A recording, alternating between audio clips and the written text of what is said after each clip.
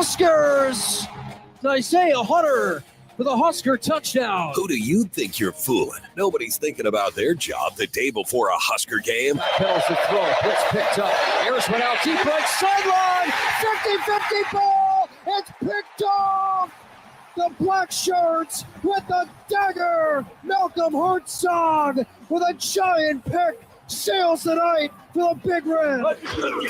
Drifts back to throw. Dumps it to an underneath crosser. Goody made the catch. Got popped. Ball's loose, but they say incomplete. This is the Friday Husker Tailgate with Jack Mitchell, Nate Rohr, John Bishop, and Kevin Suits on Lincoln's Husker Radio, 1499.3.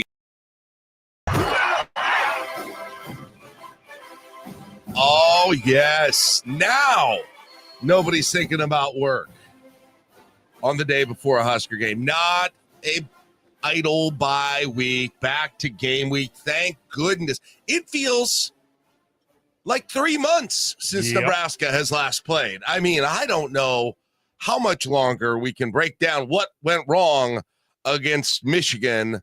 Well, we'll probably do that a little bit more today, but we'll look forward in doing it at the matchup versus Michigan State. Yes, Nebraska, I'm sure, chomping at the bit to once again get out there on the field, and they will do so against Michigan State coming up tomorrow. 3 o'clock kickoff, 11 a.m. pregame right here on KLIN. Hot and windy, at least for the month of October, in the forecast for the game tomorrow. Looking at highs around 90, maybe a little below 90. But those winds, could the winds be the story tomorrow with a high of 89? But wind speeds when the game gets going tomorrow, about 23, 25 miles an hour. Gusts more like 35 miles an hour straight out of the south. So we'll see how that impacts things. Welcome to the Friday Husker Tailgate. I'm Jack Mitchell with Nate Rohr. As always, John Bishop from our sister station, 1620 The Zone, joins us again. Hello, John. Good morning. Good morning. Kenny Larrabee running the video. If you want to watch us today, we're available on the KLIN Facebook, YouTube, Twitter pages, and my Facebook and Twitter pages as well. If you'd like to see our beautiful faces, Kevin Suits will join us during the 8 o'clock hour. And we are ready to go to get you all ready for Nebraska-Michigan State. We're going to have sound from the week coming up in the sound off. While we don't have helmet stickers to give away from last week, we will go back and take a look at the helmet sticker race. And I think we'll be allowed. I'm gonna give us a chance to add to our helmet sticker teams that we did at the beginning of the year. This is what we've done some of the bye weeks in the past. So we will do that. But I've noticed something interesting about the helmet stickers this year as compared to last year. I'll tell you about that coming up. We'll count down the 5 things you're going to be talking about this Husker weekend with the morning drive at around 7:30, 8 o'clock hour. Kevin Suits will join us. We'll look back at the Nebraska-Michigan State series, delve more into Michigan State on and off the field. And of course, we'll get you the picks this week as well. Our final thoughts on what happens between Nebraska and Michigan State. Yeah, it was not even 2 weeks ago that Nebraska lost to Michigan, John, but it is this. I don't know. Just the bye weeks after a loss, it feels like I have talked about, relived, thought about that Michigan game a zillion times now, and I can't imagine what it's like behind the doors in Memorial Stadium. Well, I think you could tell that, too, by the brevity of the press conferences this week and just kind of I don't even know what the word is to describe. It just seems like there is a definite chip on the shoulders this week of the team as they get ready for this next game. I think they've tried to balance as much as they can, learning from what happened versus not letting it linger too much. But yeah, you can tell that there's some anxiousness to get back out on the field and maybe correct some things or prove that, they're not what they showed against Michigan in a couple of areas. So this is going to be a really interesting game. It's a game they should win. I mean, they're favored. They're favored by a lot. You look at some of the matchups, and Nebraska could have a field day out there as far as offense is concerned. But then you mentioned the wind, and that's going to definitely be a factor. There's no question about it. I mean, we've seen recent games, I think of Rutgers last year, where the wind definitely played a role in that game. So there's a lot on the line to really jumpstart what I think is a very important month, because all of these games are games you're going to be favored in. They're all against teams that are behind you in perception, as I guess, maybe not so much Minnesota, but in the league standings, where you've got an opportunity, if you navigate this month properly, to go into November with every single goal that most teams probably had for themselves on the table, save for an undefeated season. Mm-hmm. But you don't have to be undefeated to win a playoff anymore. We know that anymore. Yeah. So yeah, this is a really important start to these next 4 games, because you always try to split it up into 4 games, or three sets of 4. Yep. And then the second 4 starts now, and I'll be really interested to see if the chip that I think that they've got on their shoulder actually carries over and manifests itself into good play on Saturday. And as you heard Matt Rule talk about it last week and getting ready for this game in particular, it felt like Rule was trying to fight back against the idea that Nebraska was utterly dominated by Michigan. And that's not saying that Nebraska got dominated by Michigan. There were disturbing things, to be sure. But, as I've kind of digested the Michigan game, and I think as I've listened to people talk about that Michigan game, feels like they lost that game by a whole lot more than 3. And Rule has been pretty straightforward in emphasizing the idea that, look, we're close. And I know that drives Husker fans nuts. We're close, we're close, we're close, we're close. We just haven't got there yet.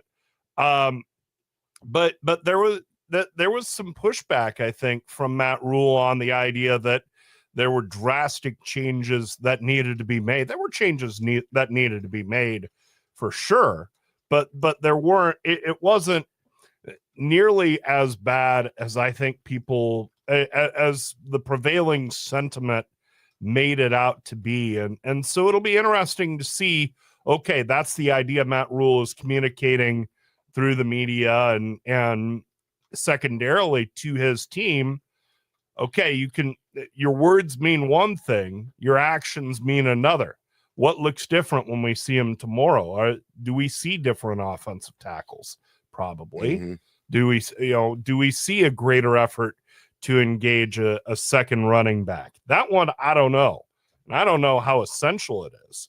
And from the defense, what do we see from the defensive line? Not that Michigan State is that challenging in its run game, but they do have 2 backs. And so it'll be a easier test, I think. It's still going to be a test, but it's going to be a little more handleable test. I'm creating words. handleable. Well, and you know handleable. What? These handleable games are the things that have defined, frankly, the Matt Rule era so far. Sure. Yeah. And I mean, like, John, you talk about this four game set, and define that however you want, right? Where relatively even matchups or matchups where you hate to use the word winnable game anymore, but but because they haven't been wins in a lot of cases. But to be honest, like, these are the types of games that have defined largely the last 2 seasons, to be honest. I think that, we always look for benchmarks and things that show growth.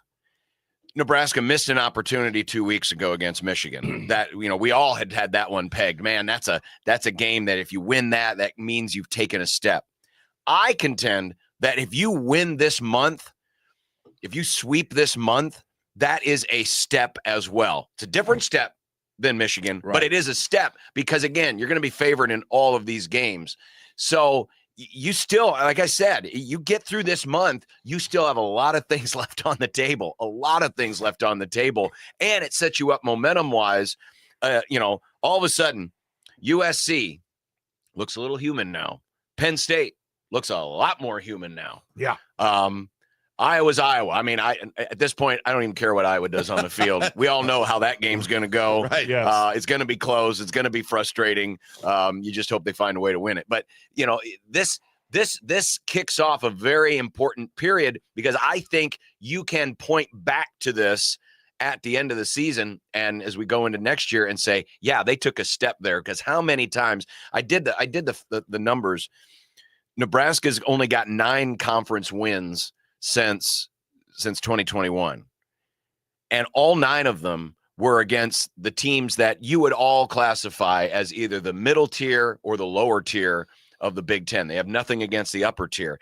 And only 3 of those wins have come against teams that ended up going to bowl games.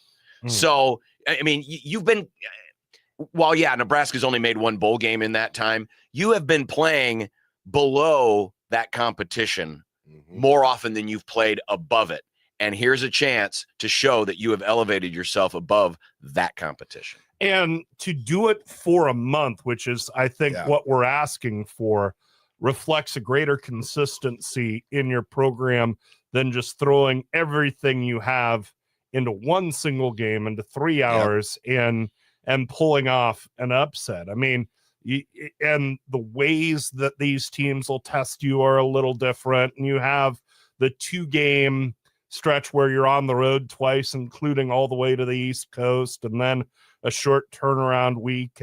And so to go out and to take care of business for 4 weeks, that says more about your program than just falling into an upset, which I know, hey, it would be a lot of fun around here if Nebraska pulled the upset against Michigan, but the longer term vision of the program is better reflected in this 4-game stretch than it was Saturday against Michigan. Yeah, no, I completely agree. And what I don't want is, if they are able to run the table in these 4 afterwards, anyone looking back at it and be like, well, look at the teams they beat, that kind of a thing. Yeah, because you can't do that, Nebraska's not at a spot. No, they're not. They're not. Maybe you could do that, 3-4 years down the road. Yes. Right. But not right now. No matter who they are, if they can go 4-0 here, that will be a significant accomplishment and step up. These teams have been landmines. Yeah, sure. Maybe not every single one of them, but through the course of, navigating, 3-4 games, there's been a landmine in there. And I think they've been avoidable landmines. So, yeah, again, I'm not saying it's the exact same as beating Michigan, but it is a step. No, in the whole, I understand it. It's got kind of a net similar effect in a weird way. You know, to some degree, in terms of the momentum, and maybe it would even create more momentum because of what Nate was saying, the consistency. I'll feel a lot better about this team, and the Michigan game will be hey, that was a learning experience if they navigate these next 4. Yeah, and we're still purpose. Yeah, yes, we're still oriented around college football in the 90s and the 2000s, where losing a game meant, oh shoot, now we're going to the Citrus Bowl. Instead of, hey, we're playing for a national championship.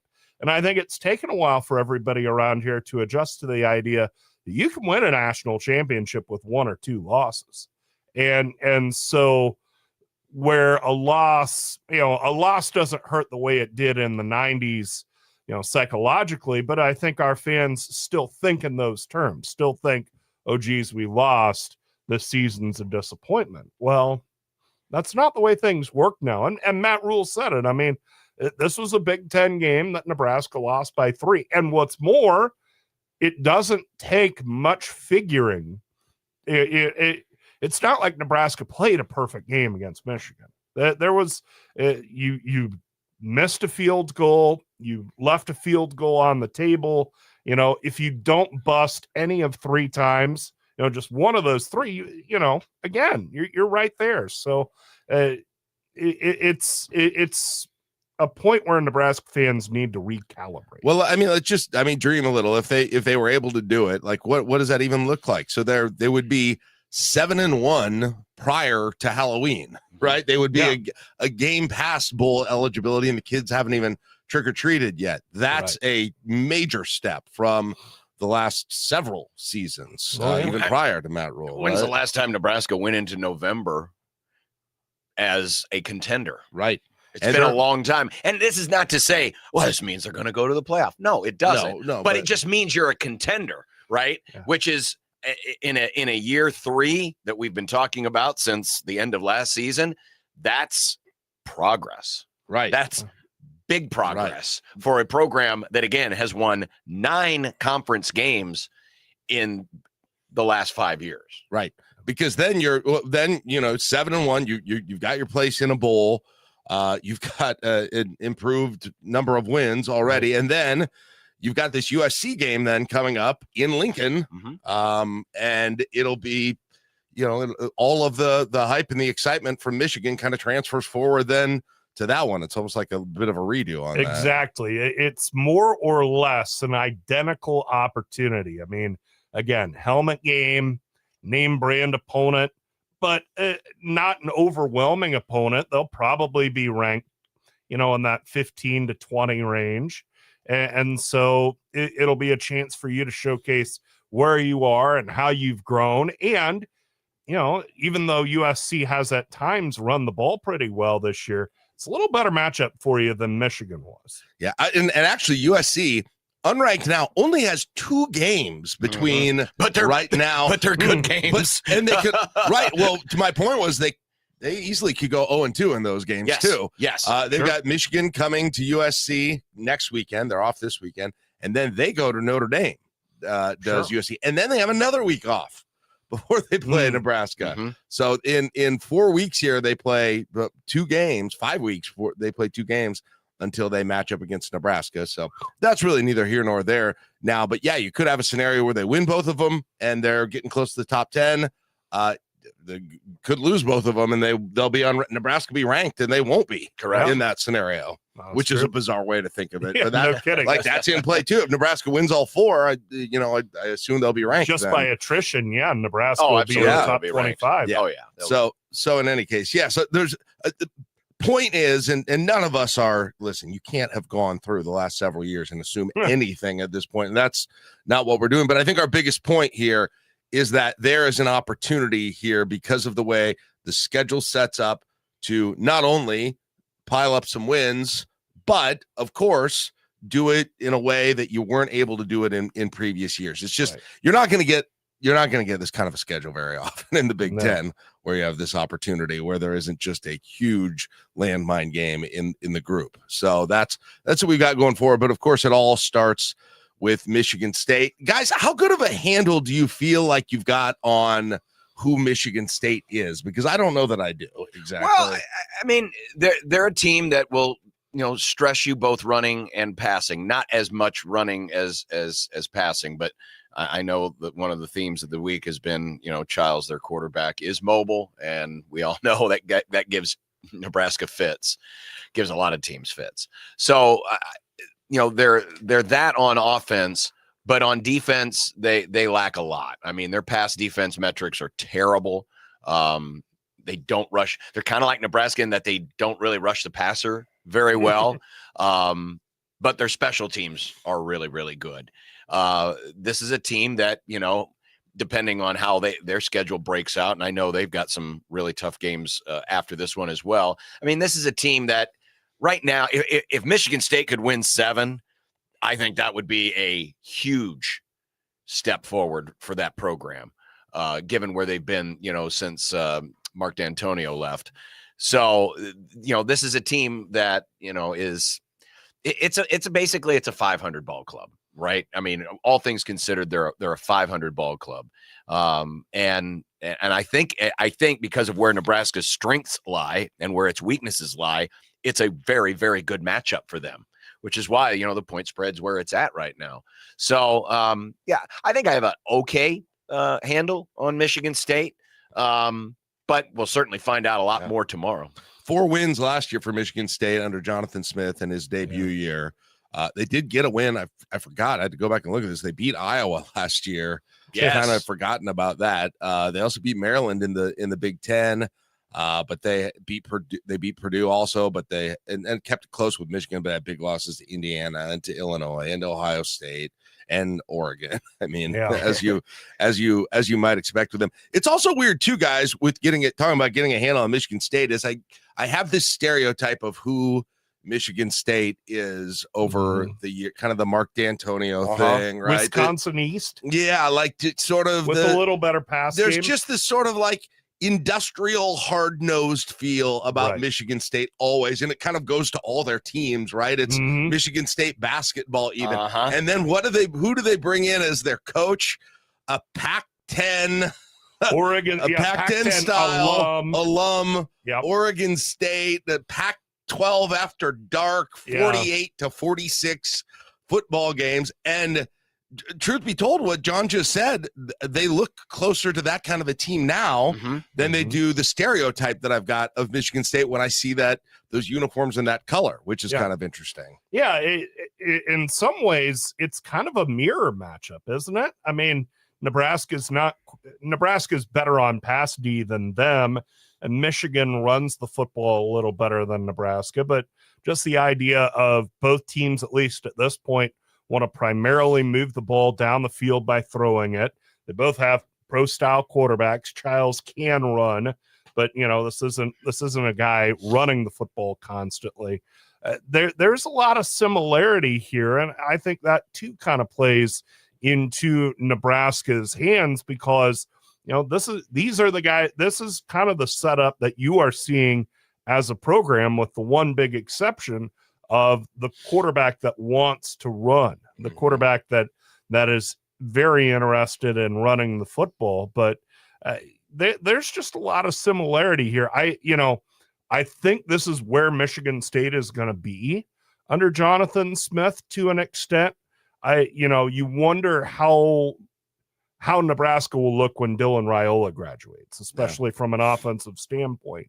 You look at a guy like TJ Lateef, and that would suggest a more moderate approach or a more ground-bound approach. Yeah. But they're just similar. There's a lot of similarities, and John said their schedule is a bear after UCLA, which is the game after this. I mean, they're at Indiana.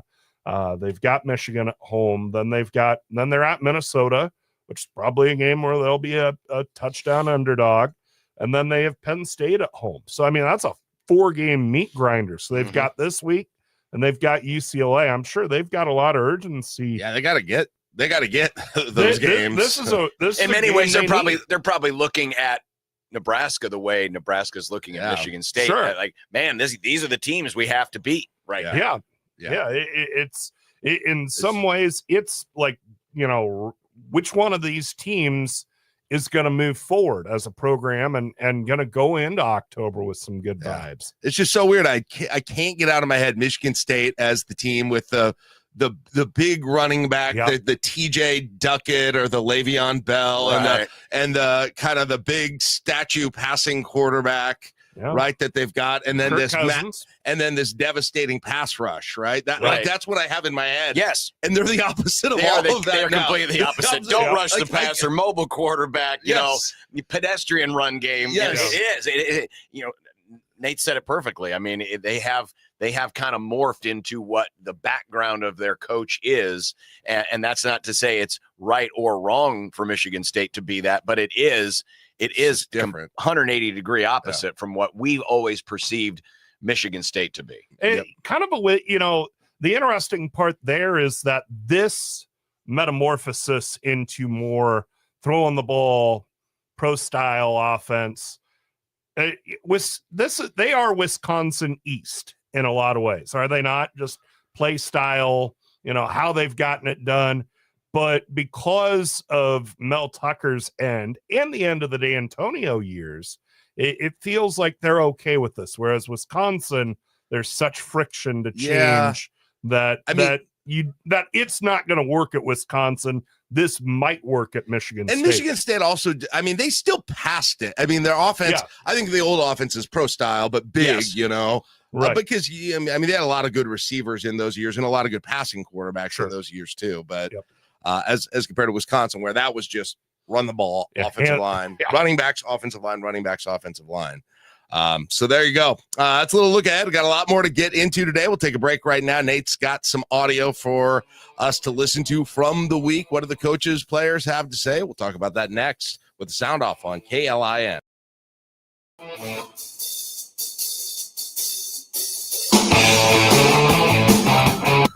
All the games, the subscriptions. Lincoln's Husker Radio, 1499.3 KLIN.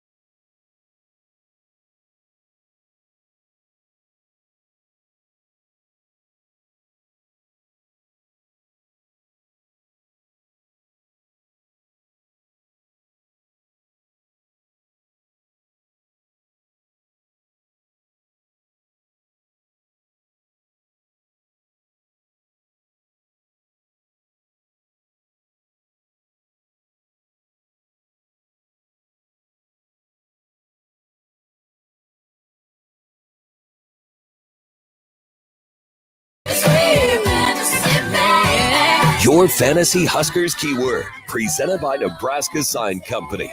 From Lincoln's Husker Radio, 1499.3 KLIN. All right, it is time for some Fantasy Huskers. Okay. Of the draft this week. We are asking, this is a little bit of a complicated one. We are asking you what the highest jersey number worn by a player for Nebraska who scores a touchdown will be. So we're not necessarily jersey numbers. We're not really picking the player's name. We're picking the jersey number. But we want, of all of the touchdowns that are scored, which one is the highest jersey number that scores? And by the way, rushing, receiving, returning, not a passing touchdown, although I don't know that would really matter here at this point. So here's what we've got off the board. So far. Nancy took first pick overall, took 21. So banking that Emmett Johnson, maybe, combined with some Ja'Cory Barney or some Danke or something like that. Okay. You got Richard who took 44, which is basically saying, hey, Lindemeyer plus the entire offense for the most part. For the most part. Okay. Nate took 35. So that's Mekhi Nelson. So if Lindemeyer doesn't score, but Mekhi Nelson does, you think you're probably good in that situation.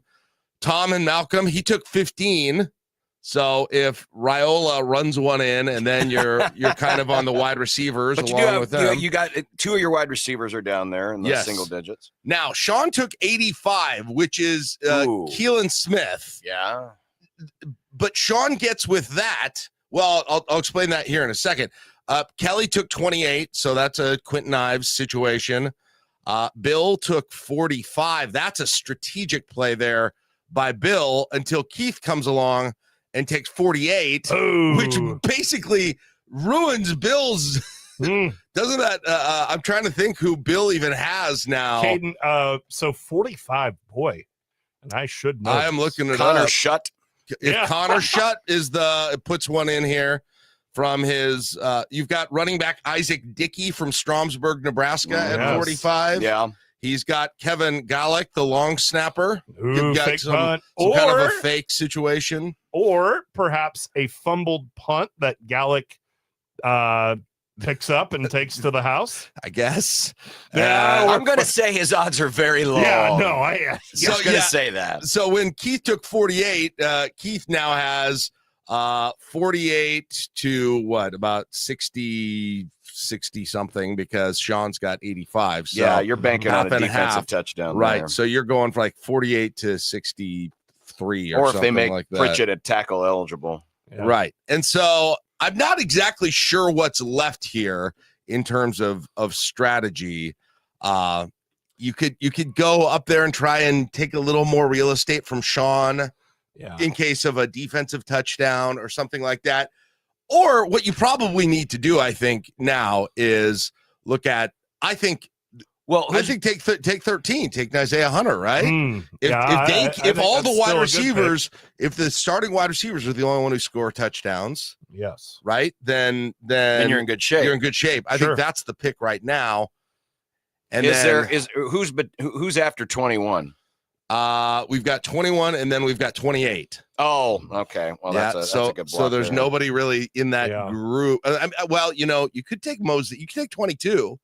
Yeah. Mosey. Maybe. Possibly. Yeah. That's pretty. Listen, I think a lot of eggs. I think the play is 13. I think the play is 13. And we got another pick this afternoon still as well. So yeah, I think 13 and maybe 90. How about would be another one? 18, Quinn Clark. He's got a touchdown this year. Yeah, or 19, Cortez Mills. Yeah, 18, 19. Those are 18, 19, 13 are probably the picks now, but 18 and 19 will be worth less. Well, 15's already taken. So 15's got. Anyway, we can talk about strategy all day, but that's you guys' decision. Yeah. The word is Devaney, Devaney. Devaney is the key word today. So text that in to the Hunt Irrigation text line, 402-479-1400. People forget that it was a suggestion by the then Michigan State coach, Duffy Daugherty, that led Bob Devaney to Nebraska in the first place. There you go. Yeah. A suggestion both to the administration at Nebraska and then also to Devaney himself, because Devaney came out here and said, yeah, he don't really like the facility. I can't get enough of the John Stefanski impersonation. What do we got for sound this week, Nate? Okay, well, we kind of talked about this in segment 1, and I think the question stemmed from a response earlier this week. John Butler was talking about, stopping the run being an attitude, and somebody asked Matt Rule how big an attitude adjustment had taken place since the Michigan game. None. They lost the game by 3 points. They worked hard. They had a good attitude. They played a Big Ten game. They lost by 3. They've showed up, they're a resilient group, gritty group. They've ignored like the results and just said, hey, what can we improve? And I really like the group from that result, that standpoint. So, we're facing a team that went through the same thing we went through. They lost the ball game. They had a bye week. It'll be a heck of a football game. Is that the chip on the shoulder that you were talking about there, John? Yes, yeah, it is. I mean, and that's what it is. I mean, I just, there's he's tried to walk. Matt Rule has a very fine line between, saying we're close, we were a play here or a run fit here away, and yet also acknowledging that, we're not using that as an excuse. We're trying to build off of that. Because, as Nate mentioned earlier, people around here bristle when they hear the word close, because it became a buzzword far too often. Mm-hmm. But I think he's also just there is this narrative that Nebraska was dominated. And I think he's been pushing back at that since the moment that game got over. Yes. 2 weeks ago, that no, we were not dominated. Sure, if you look at the percentage chance of winning, yes, it was always in the blue, but it wasn't a runaway. It wasn't a total and complete domination. And I think he's especially taken umbrage to that along the lines of scrimmage, because while Nebraska didn't rush the passer very well and gave up 3 big runs, he doesn't feel like his team got pushed around on that side of the ball. While Nebraska gave up 7 sacks, most of that came off the edge, but in the middle, they pretty much held their own. So he's trying not to, continue the perpetual idea of, Michigan, just big bad Michigan came in here and they beat Nebraska up and they punched him in the nose. I think there was a quote earlier this week about, I think it was from Dana, where it was Michigan State saw what they saw on film, and they're going to come in here thinking they can do the same thing. And we're not going to allow that. So I think they've really been cognizant of letting the guys know, hey, you weren't pushed around. You made mistakes, but we didn't lose this game because you guys just got flat out bulldozed. Yeah. And, is how much of that is what it is and how much of that is what they hope it will be, from the standpoint of, whether or not Nebraska was dominated at the line of scrimmage, we can all score that one a win for Michigan, right? I mean, whether it's decision or TKO is another issue. But, the lines of scrimmage, Michigan won their defensive line versus Nebraska offensive line. Michigan won their offensive line versus Nebraska's defensive line. But if the margins are as close as I think Matt Rule wants us to believe, it's just execution here, a slight technical tweak here and there, in which case you want that to be what your team is believing. Yeah. So, as we've all kind of felt for 2 weeks, all they've heard from the fan base, from the outside, as much as football teams try to be impenetrable little bubbles, all they've heard from the outside is they got their butts kicked. Mm-hmm. And that's absolutely not what you want your offensive and defensive lines thinking moving forward. And listen, I mean, everything Matt Rule's done this year, I think, has at least got some partial attention paid to the mental state of this team. Like, I think he has come into this year. You think of the halftime Akron speech, right? Sure. I just think he has been he's taken a little bit of a different tact. And I think this is part of that, to be honest, is just say, hey, you gotta go in still thinking you're some level of confidence, some level of expectation that you're going to win here with these games. And like we've talked about very often, Matt Rule uses his time with the media as intentionally as any coach we've seen here at Nebraska. These are the messages he's trying to amplify with his team. And so he's trying to build some confidence into him, I think. All right, what else we got? Well, of course, the big issue when Michigan had the ball a couple weeks ago was explosive runs, the big long runs, the 3 long touchdown runs. John Butler, the defensive coordinator, talked about what led to those runs and what Nebraska will do to try and prevent them. They're only happening in the run game, so it's very specific. It's not like they're running the ball for 50 yards and throwing the ball for 50 yards. So I think we have a good plan in terms of what we're doing when we think they're going to throw the ball. So we've got to solve the obvious, which is not just the run defense, but the explosive plays that we're giving up in the run defense. And really it comes down to guys being in their gaps, guys having the ability to get off blocks. Credit to the other team. I think I said this to you guys in the past, like I have to evaluate, can they block us? Can we tackle them? And I think through really the Cincinnati game and the Michigan game, because they're the two obviously comparable opponents in terms of talent similar to ours or better, you have to be able to evaluate. And right now we're getting blocked too much and we're not tackling them well enough. And we have to practice that. We have to emphasize that. At times, maybe, we got to put more guys in the box, which then, as you know, when it's 11 on 11 and the quarterback's running the ball, the more you put in the box, the more you make yourself susceptible to throws down the field. But we obviously have to address that because that's the elephant in the room. As Captain Obvious can figure out that we're giving up too many explosive runs. Yeah, and it is a delicate balance because the more you focus on one, the less you're able to cover the other. But it's pretty clear Nebraska's doing enough in pass coverage to win games. But so you can divert some resources to your run defense. You think back on the big runs against Michigan, they got caught in run stunts. Or they got caught in line stunts that really left some things open.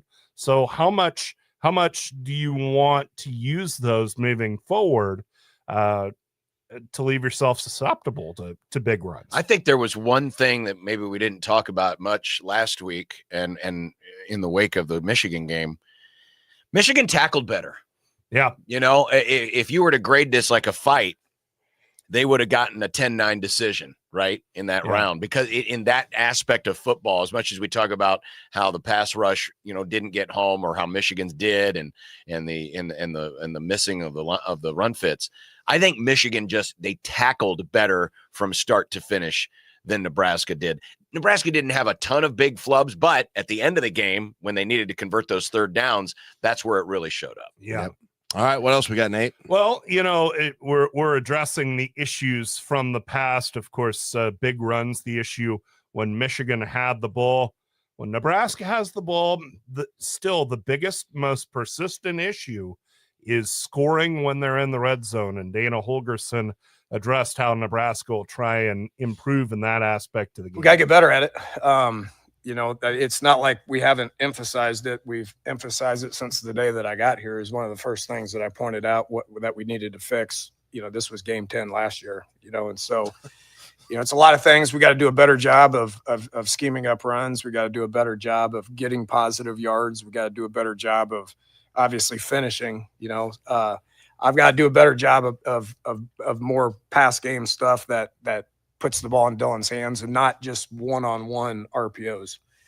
That worked against Cincinnati. We caught 2 one-on-one RPOs, in man-to-man. Okay, we're going to face man down there, but I may need to scheme a few things up more, and so I got to get creative. That's my job, and we've done that the last 2 weeks. I'm sure at the beginning of the quote, he was like, I got here week 10 last week, and I saw they're not very good at the red zone. I was like, we got to fix this. Now I find out that's a lot harder than I thought it was going to be. Yeah. Right? Yeah. And I still don't even have a great explanation for it, other than that Dylan Raiola does really well when he's got a lot of field to work with. But listen, that's true of a lot of quarterbacks. So it's hard to really even put your finger on it. Is it the play calling? Is it that they don't have the right type of running back or quarterback run option, or what is it exactly? Because they seem to have all the pieces, right? Well, yes and no. I mean, they've got a good quarterback. I still don't think that Emmett has a great nose for the end zone. I don't think he's a great red zone running back. I think it's a combination of a lot of different factors. And I think another one is play calling. I think they need to use a more bunch sets, bunching those receivers up and then, confusing the defense by running little crossers. I hate to refer back to last night's game because it was such a terrible, terrible loss for somebody. But, the Rams have had an issue in the red zone for the last few years. And I think one of the ways you can get out of it is you can scheme things up to confuse defenses. And I don't know, I think back to 2 weeks ago and that first red zone drive, what was the first pass inside the red zone? It was that fade pattern, to the right corner of the end zone. Mm-hmm. While those can work, I'm not a huge fan of that because it's just a one-on-one situation. And, you've got to really execute a throw there. If you try to confuse teams a little bit more, I think that gives you a better chance of either having someone open or some kind of a mistake being made on defense to allow for you to score. So I think a little bit of it's personnel, a little bit of it's play calling, and a little bit of it is just attitude, right? This has been an ongoing issue. Just because you change out coordinators doesn't necessarily mean you have fixed that issue. It's one of those problems where once you figure it out, it'll become ingrained in you. But until you get to that point, there's always going to be those little things that trip you up. It's. I was just going to say, Nate, before it's almost like both sides, the offense and the defense, kind of realize they're not going to run it in. Yeah. I mean, that's what it feels like to me. The run is kind of off the table. The defense isn't scared about it. The offense realizes it's probably not going to work. Right. And you think about the running backs Nebraska has. I mean, even Quentin Ives, who has that reputation as the little bigger back, he's not 235. He's not just going to line it up, lower his shoulder, and take it in. So the run option is definitely reduced down there. And you think of the wide receivers, and while they're better there, they're improved there, you still don't quite feel comfortable enough with Quinn Clark to just lob it up there and let him play basketball. So you have to get creative. You have to let guys make plays in the little space there is down there. And I thought maybe they would mix, and I don't know, like I'm sort of torn on this. You don't want to get into novelty stuff when you get inside the red zone, right? Bring it. But there was a part of me that kind of thought when they got in there, they might figure out a way to use Heinrich Harburg a little bit differently somehow or something. We kind of saw that in the first game, and we haven't seen it since. No, exactly. And that's another thing too is, teams that are really good in the red zone, chances are they've got a quarterback that can move a little bit too. Mm-hmm. Unfortunately, Dylan's not that guy. You're not necessarily going to design something where especially the ball in the red zone. In the red. Yeah. So, you've got a lot of different things that are playing into this right now. And, like Dana said, I'm going to have to get a little more creative. And I think that's one way that you can try to figure this problem out. It's almost like you have his team. How I just said, it seems like you have all the parts, but you don't have that super tall receiver either, right? That you're going like the 6'6" receiver that you're going to or at least are not in the game usually at that point. I think Quinn Clark can be that guy someday. He's not there yet. And then Lindenmeyer, while he's been very good too, he's not the super tall, although I feel like he should be more of a weapon down there in the red zone as well. It's like you have all these non-red zone type players. You don't have the big running back, Nate, as you were just saying. You don't have the quarterback. And maybe it is about the type of, you've got a team that's better designed between the 20s to some degree, and you're missing a couple of prototypical player types, the mobile quarterback, the big running back, the tall wide receiver. Yeah, you kind of go 0 for 3 there. And then just the offensive line that will just plow forward, right? Correct. And, I mean, if you could do that, Emmett Johnson should be able to score. Yeah. So there you go. Maybe one more quick one here. Yeah. So, we've talked plenty about the holes that were shown in the Michigan game. How'd the team respond in practice last week, Dana Holgerson? I've seen us practice at a very, very high level. Okay, so I give our team, our players, Coach Rule, tremendous credit for having the resiliency to come out and practice the way that they did Tuesday and Wednesday. I've never seen it. I've never seen it like that in a bye week, and get away from it for several days, come back focused on Sunday, and then go out again this morning and have a really good practice. Okay, so you play a good team and the outcome isn't what you want it to be, then you just need to learn from it, right? And I think our team has learned from it. And man, I'm thrilled to see what it looks like on Saturday. And Dana Holgorsen, we were talking about how Matt Rule's trying to maybe speak some things into existence. Holgersen's not that typically not that sort of guy. No. And so for him to speak in those terms is pretty exciting. Now, does it translate? We'll see, but it just sounds like at least the preparation's in the right place. Michigan State going to come out of this and say those practices must have been a bloodbath. Dare to dream. Also, what does it say? I mean, Dana hasn't seen it before. He's been a head coach for a dozen years, so apparently his idle weeks were pretty easy. I guess so. Yeah. Well, I mean, it was the Big 12, Yeah. Guess what? We're going to go out and play 7-on-7 practice passing. Great. All right. Offensive linemen, go eat something. We'll see in a week. We'll grab a break right now. Get a quick injury update here before the top of the hour as well. You're listening to the Friday Husker Tailgate, 1499.3 KLIN. The Huskers, home and away. Now streaming live on the KLIN app and at KLIN.com.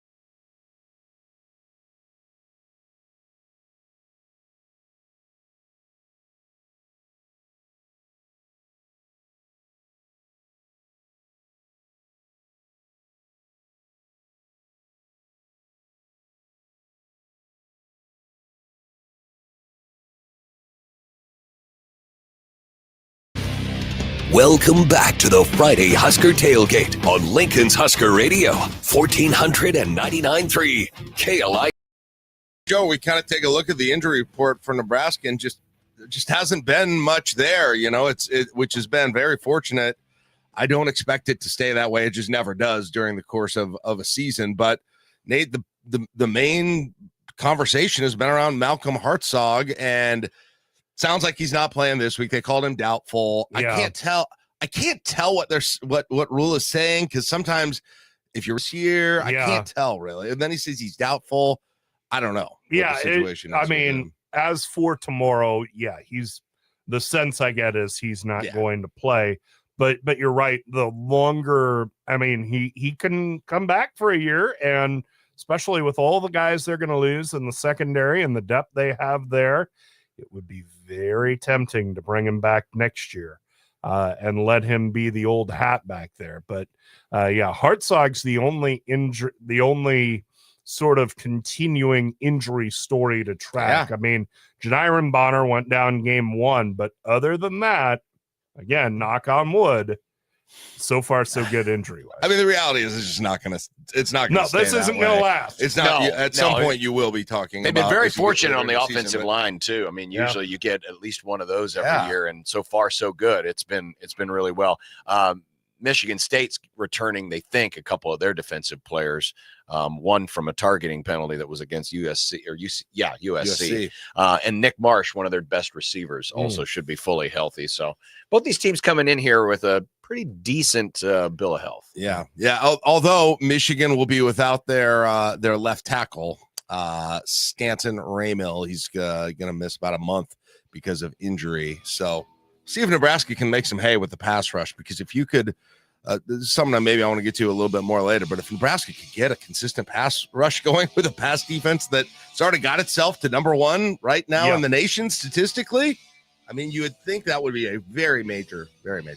So there you go. All right, we'll grab a break. Top of the hour here. More coming up at the Friday Husker Tailgate. Helmet stickers. We'll assess where we're at in the helmet sticker world during the bye week coming up next. You're listening to the Friday Husker Tailgate. It is 7 o'clock on KLIN Lincoln. To the Huskers, home and away. Welcome to KLIN. Now streaming live on your Amazon device and at KLIN.com. I will now connect you to the live stream.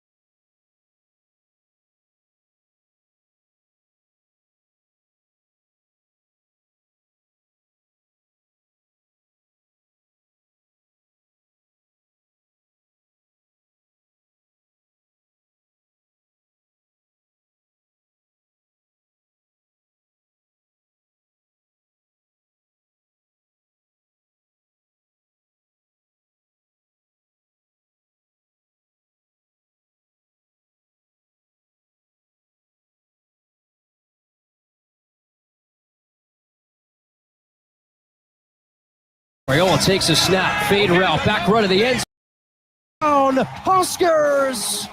Isaiah Hunter with a Husker touchdown. Who do you think you're fooling? Nobody's thinking about their job the day before a Husker game. Backpedals the throw, blitz picked up. Harris went out deep right sideline. 50-50 ball. It's picked off. The black shirts with the dagger. Malcolm Hartzog with a giant pick. Sails the night for the Big Red.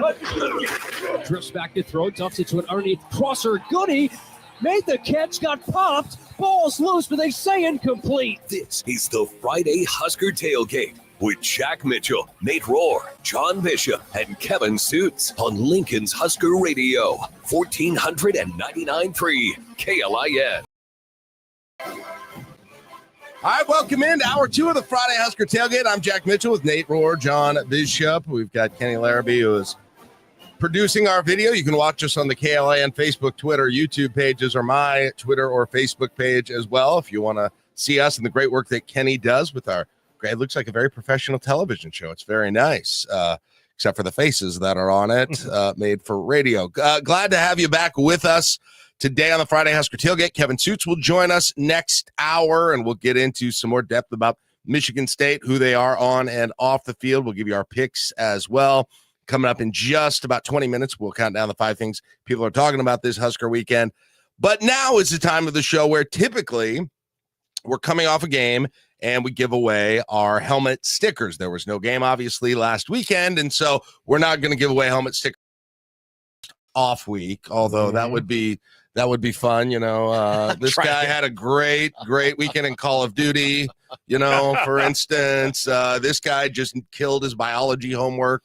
Whatever. Real good midterm. It might be nice date night, with the girlfriend. I'm not sure exactly what was happening in the off week, so I don't have enough information to go to that. So instead, what I wanted to do is do a little bit of a review of our helmet stickers and allow us to expand our fantasy teams. And this is a little bit of a competition, but it's really more of an exercise that's done to see how well we all are, kind of how predictable who the best players on the team are. And that's why we do the quote unquote fantasy draft before, where we went through and we each picked teams of the players that we thought would have the most helmet stickers. Now, the teams that we ended up with when we did this, Nate had Dylan Raiola, Watson Trent, Dane Key, Williams Nwaneri, and Desan McCullough. I had Ja'Cory Barney, Sierra Wright, Wilson, Harburg, and Riley Van Poppel. John had Emmett Johnson, Javen Wright, Hunter and Isaiah Hunter, Buford, and then we gave him Uncle Don's boys, the offensive line, as an entire unit. So the incredible thing is, guys, after we have done this for the third of the season, we have all tied exactly with 8 helmet stickers that we've had. Now, we did this exercise last year as well, and I don't know if people remember, but the teams we picked, the players we expected to rack up the most helmet stickers, were nowhere close to the ones who did. Mm-hmm. I don't know if people remember that, but we had guys that were picked that just, and part of that had to do with some injuries. Mm-hmm. There were a variety of things that played into that. Disappointed. The wide receivers disappointed, some of the guys, and then there were guys who came along that you maybe didn't expect. This year, we are on it. This year, we have got number 1, number 2, number 3, number 4, number 6 that have all been picked on a team, and then we have several of the ones as well. And just from a larger perspective, I don't want to make too much of this, but it has been fascinating that going into this team, we were able to identify sort of what their strengths personnel-wise were more than we were able to last year. I don't know if that means anything, but it seems to be the case. Well, it means that, they've pretty much lived up to what we expected them to be. We thought they would be a pretty good team passing the football. We were a little questionable about, how they were going to be up front, especially on defense. And so far, the results have seemingly bared that out. There you go.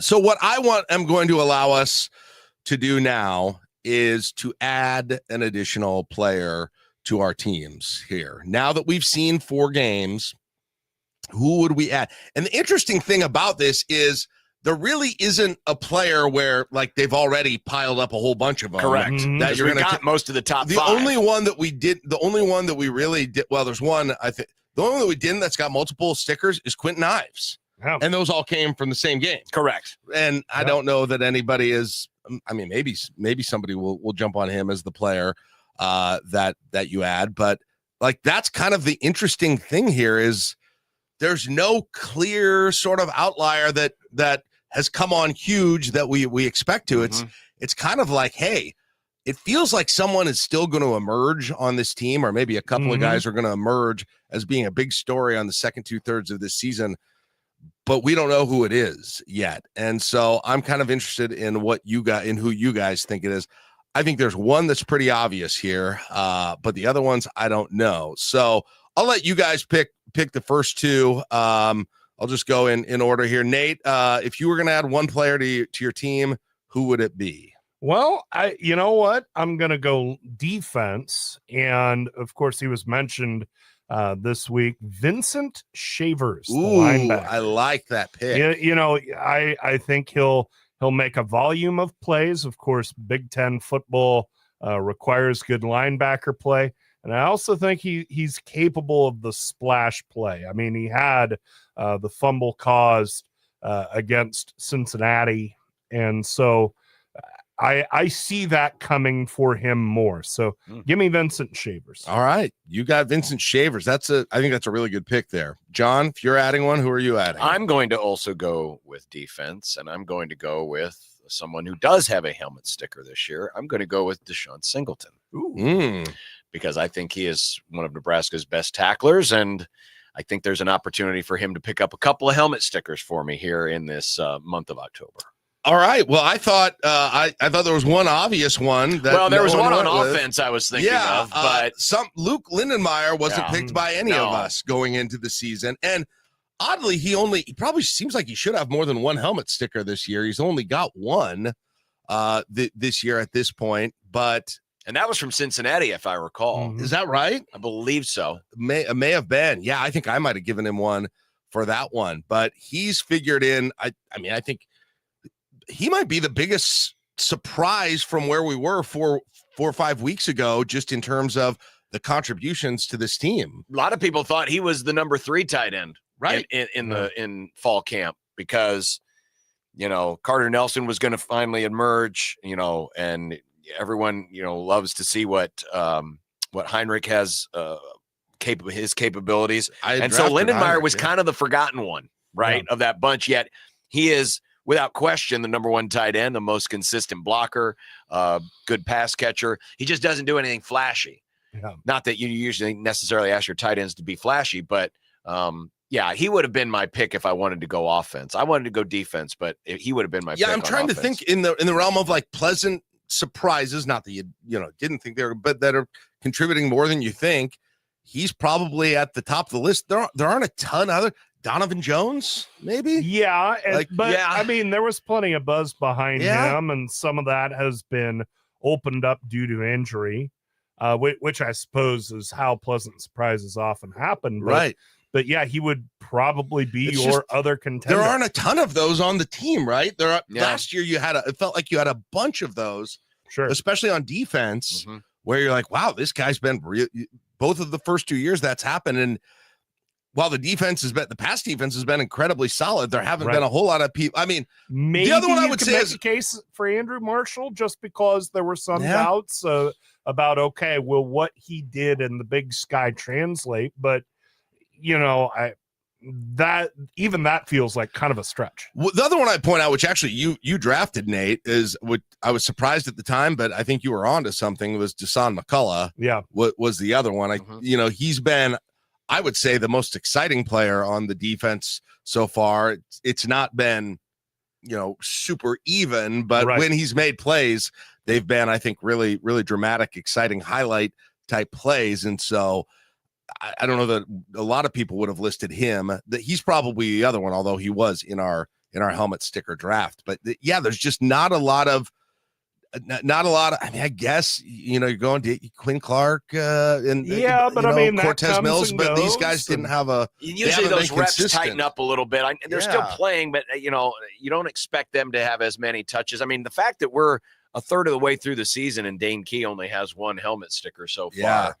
It's not a knock. This is all subjective on our behalf, but that he hasn't really super stood out yet when it was thought that he might be, the top pass catcher this season is a little bit interesting. I'll be curious to see if that changes here over the next few games. Yeah, and I want to get to that. The players that maybe haven't been quite as big as we thought they would. The only other thought of one more player, guys, and that's Petchak, who's I wouldn't have even known probably at the beginning of the year to even say. No one would have expected him. He had one game in particular that's pretty big, but I would not be surprised to see him factor in pretty significantly. He'll certainly get a lot of reps. The second half. Yeah. Now on the other side of things, you mentioned Dane Key in terms of guys that were a little surprised that, and again, 4 games, and you had a couple that were kind of weird because the starters only played. So all of that given, but a couple of guys that we thought maybe would have been, more significant contributors here or shown out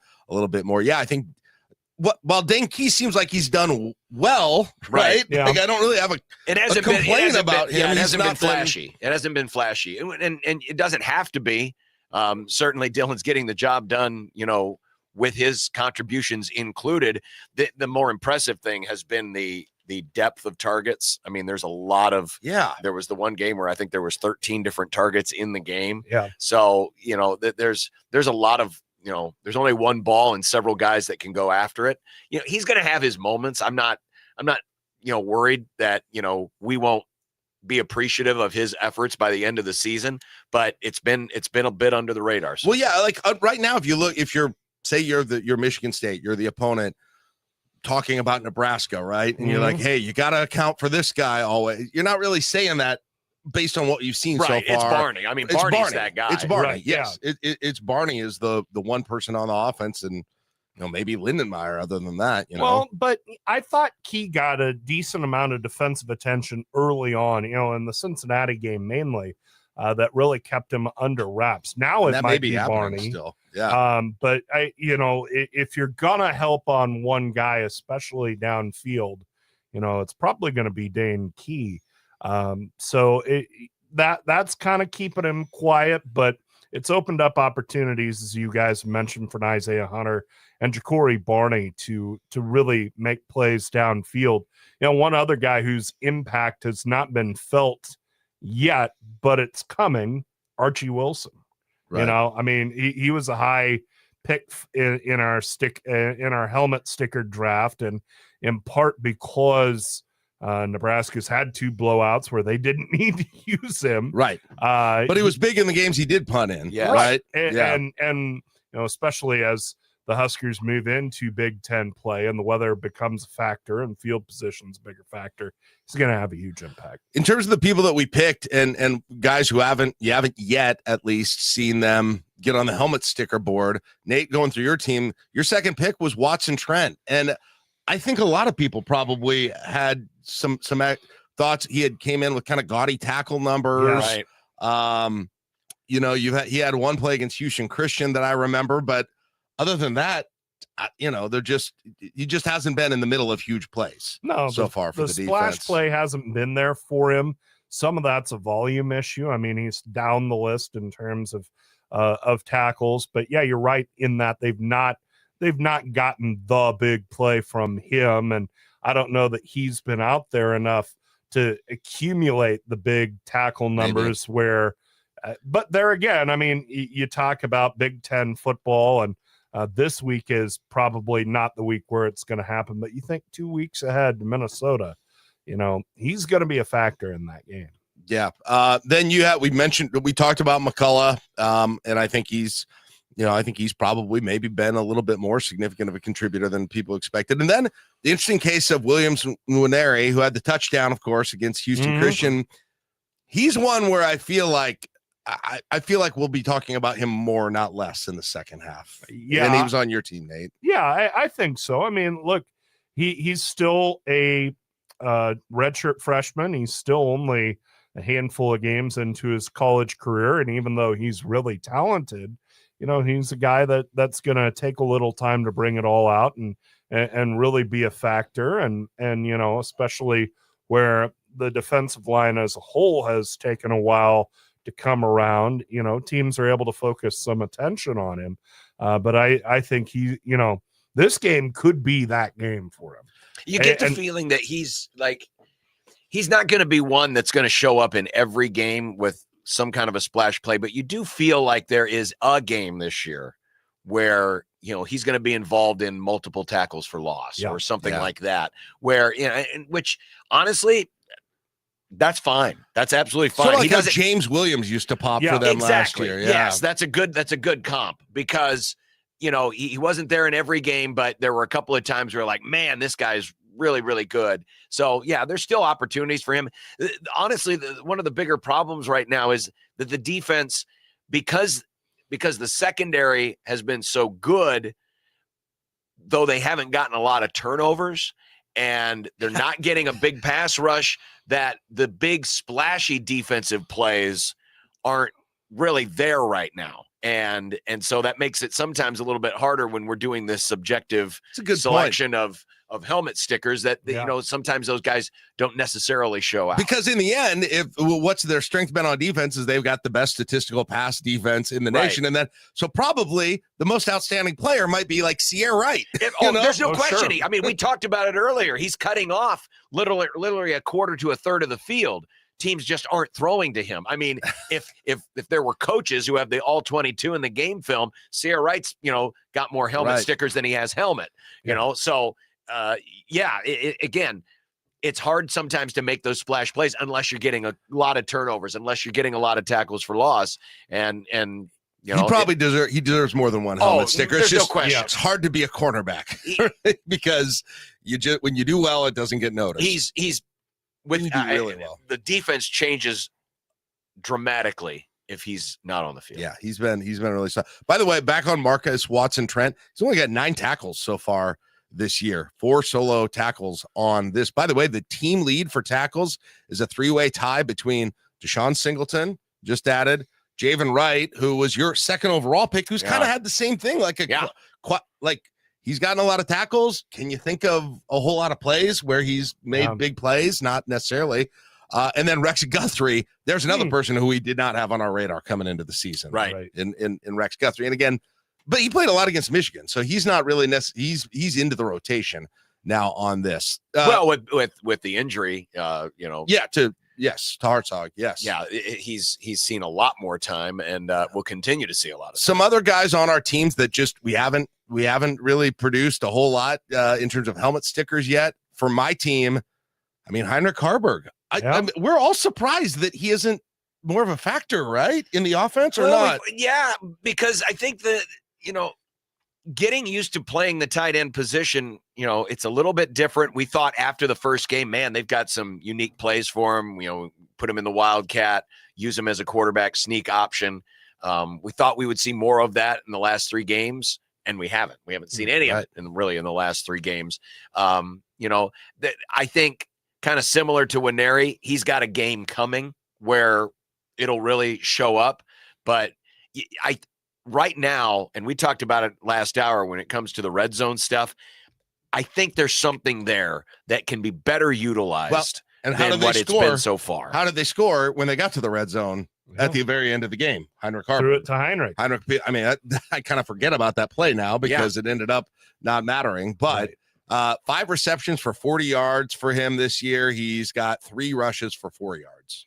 Touchdown, so. And maybe that's the creativity Dana Holgerson's talking about, not just because the touchdown, it wasn't like it was a fluke play or anything like that. He lined up and played tight end. I mean, it really feels Nebraska wanted to get through that Cincinnati game and find a way to win. And so they used stuff like the Harburg sneak and Heinrich running quarterback at times. It really felt like the Michigan game. They were trying to find a way to do it with their conventional offense. And through the idle week, you wonder if they said, look, it's just not there if we don't have a running option at quarterback. And especially where Harburg can throw the ball. He's not Dylan Raiola, but he can throw the ball reasonably well. There's a lot of possibility there that I hope we see more of here in this 4-game stretch. Real quick, a couple other names that we had on our teams that don't have a lot of production in terms of helmet stickers yet. This next one is probably the biggest surprise to me for the entire season, and that's Riley Van Poppel. Yeah. I thought they had been, the thought was they were setting him up to be the heir apparent to the whole Nash Hutmaker, Ty Robinson, big guy in the middle, and redshirting him for that reason. And then I think we talked about this last week too. And then the first depth chart comes out, and he's not a starter, and he's been in there. He had again a big play against Houston Christian. I feel like I'm saying that about everyone. Yeah. A big play against Houston Christian. You had that a big was play against Houston, right? Like Christian. that was it. Like you haven't seen him honestly do some of the things that he did during his first 2 years here, where they would put him in fourth and short, third and short situations, and he would be disruptive up front and just stop folks. And so honestly, that's been, I think, one of the biggest things about the defense and the rush defense that I didn't have on my bingo card, is I just thought he was going to be really significant, and maybe he still will again, but that surprised me. And then the other team, John, you had Javen Wright as your second pick overall. Yeah. And again, he's got a lot of tackles. He's got a lot of tackles. Again, no splash plays yet, and that's kind of exactly par right. for the course for the rest of the defense. I mean, the Nebraska defense has like 5 splash plays this year. Yeah, you can almost name them all. Yeah, right. I mean, the fumble against Cincinnati. Yeah, the fumble against Michigan. Yep. The safety. Yep, the safety. The interception at the end of the Cincinnati Hartzog game. interception. Yep. And then against the Houston Christian, the McCullough touchdown, the Watson Trent sack where he did the Superman thing. I mean, right? There's 5 or 6 of them. There aren't a ton of like signature defense. There's far fewer than there have been in the last 2 years, right? To be honest. Yeah. And I don't know that the defense is demonstrably worse, but it's just a weird year. It's different. It's just different. 24 tackles for loss this year in 4 games. I mean, and only 6 sacks. Yeah. Yeah. And if you're most of those were racked up in the 2 middle games, right? Not the Cincinnati. McCullough has 2. He got 1 against Michigan. Van Poppel has 1. That's the one play against Houston Christian. Watson Trent has 1. Houston Christian. Ashton Murphy, that was late against Akron. Yeah. A half for Jordan Ochoa and Lefotu. These are all in like second half. Garbage time, yeah. These are garbage times. And then in terms, do I have the TFLs here? I don't have the TFLs in front of me. I was curious who was leading the team in TFLs right now. So tackles for loss, there's a log jam, pardon me, McCullough has 3. After that, you've got a log jam at 2.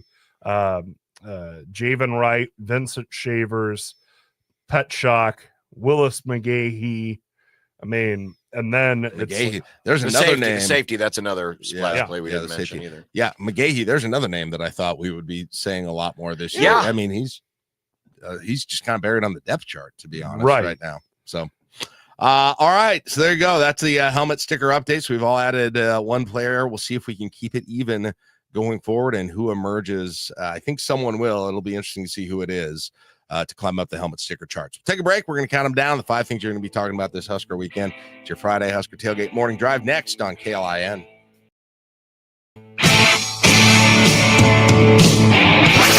Husker football hosts Michigan State at Memorial Stadium tomorrow. Game day broadcast presented by Liberty First Credit Union. Kickoff at 3 p.m. Pregame at 11. This is the voice of Husker football, Kyle Crooks. Join us all season on Lincoln's Husker Radio, 1499.3 KLIN.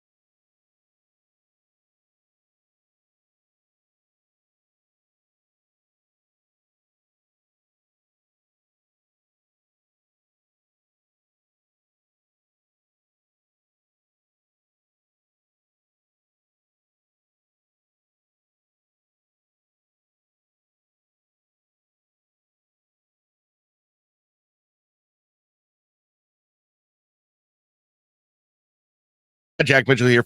Jeweler.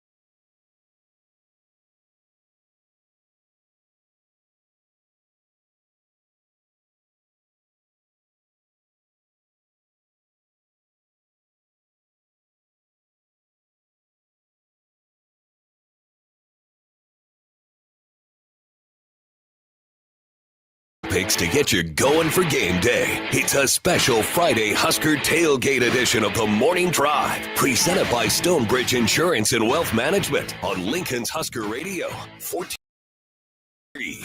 KLIN. All right, the topics you're going to be talking about as you're getting ready for game day tomorrow, 3 o'clock kickoff against Michigan State, pregame, 11 a.m. If you're going to the game, it's going to be warm and windy. Close to 90 degrees topping out, and we're playing the game of the hottest part of the day, but also those southern winds, 25 miles an hour, gusts 35 miles an hour, although who knows what that actually does inside of the stadium in terms of the wind. Sometimes I've thought it's windy there, and it looks like the flags aren't doing anything, and then vice versa. So we'll see how that impacts the game. All right, all that said, let's get into today's morning drive, starting with Number 5. Matt Rule wasn't given any details, guys, but he said they've been looking at the personnel at tackle during these last 2 weeks of practice, and it seems as though there's a chance we see some changes this week. Do you think they look different starting the game tomorrow, John, than they did 2 weeks ago personnel-wise? Yes, I believe that this will be the beginning of the Elijah Pritchett experience, and he will get the start at left tackle. And we'll see what it looks like after that, because when we've seen Pritchett come in, and we saw it against Michigan, he got 6 plays, and unfortunately one of those was the illegal procedure that cost Nebraska 5 yards, and he's had a couple of those this year. But just the way this has been discussed this week, I have believed from the very start that the coaches have tried everything in their power to get him in that spot. They wanted him for that spot. And unfortunately, because of the mistakes, because of whatever was happening in practice, they just couldn't pull the trigger on it. And now with the extra idle week, a few more days to, get yourself acclimated, I think this is the time they're actually going to go through with it, and we'll see a lot more of him. And then the key will be, how do they handle him if they see if there's another penalty, right, or if there is a misassignment? one of the knocks against Pritchett when he was in Alabama was he could be a swinging gate at sometimes and let guys run free to your quarterback. We saw the devastation that can leave in the Michigan game. You can't afford to be doing that in other Big Ten games this year. So if this indeed is the move, how much stick-to-itiveness will there be to it, or will it be another quick hook like it has been the first 4 games? Yeah, they wouldn't be quiet about who's starting at offensive tackle if they were going to roll out with Prohaska and Gatula. I wouldn't think so. Yeah, I would imagine they give Pritchett the start, but like John said, they've shown a very quick hook with him. And in fairness, I mean, the mistakes have been really bad. I mean, you can get beat, just don't jump your own snap count. I mean, but you look at the rest of what's there in terms of the offensive line, and Teddy Prohaska, is pretty beat up. And Turner Corcoran at this stage is pretty beat up. And you need to figure out what you have with Pritchett one way or another. I mean, whether it's getting through this year or if you have to go back on the market next year. So I would imagine he has a little longer leash in this game than he's had to this point. And especially after the idle week, it was a chance to try and build whatever chemistry, whatever support on that line that you need for him. And, especially where he's the highest talent guy, you need to see that whether or not he can do it. Yeah, I mean, I don't know. And by the way, I think I agree with you guys that I think that's likely to happen. But why wasn't it happening before? If that's a great argument. There were obviously disconnects. And it's not even that they weren't playing him. It's that they, like you said, John, they were playing him twice. And had a quick. What did we say? He played like 6 snaps against Michigan. 6 snaps against Michigan. In a game where you gave 7 sacks. At some point, you're not having that kind of a hook for any other offensive lineman. I don't think, right? Well, I mean, you sometimes you have to coach players a little bit differently, right? Yes. I mean, especially guys who might be mistake prone. It's like, thou shalt not commit a mistake. And you do, I've got to have consequences for you. Jeez. Otherwise, you're not going to learn from them. So, that's why my biggest question will be, how will they handle it if he makes a mistake as a starter? They can't. I mean, at some point they got to treat him like the other offensive lineman if he's the starting offensive lineman. I mean, if Justin Evans or Lutovsky jumps, they're not getting pulled, right? I mean, but they also haven't jumped. They also have equity that has been built true, but over time in practice in games that I guess that he does not. I'm skeptic. I have some skepticism that he's going to be able to jump in there and it's going to be real different, because I feel like had that been a real possibility, it would have already happened. This is I guess my thought on it, but we'll see. And then I guess the other question is, if that is in fact the case, which side is he on? Who is he? I assume then maybe they would put him on the left side and then maybe slide Gatula over perhaps onto the right side instead of Prohaska. Maybe. I'm not sure. Maybe they'll try them both still. I don't know on that, but we'll see. I hope I'm wrong. I hope I'm wrong on him and they get him in there, and because they spent money on him, right? This is where they went out. The physical talent is there. There's no question about it. And you sense he's got a little bit of, attitude about him as well, where he'll finish blocks. The question will be, can he limit the mistakes, and can he improve on the pass protection that was an issue last year at Alabama? Right. And by the way, that's the biggest issue right now with the tackles. Right.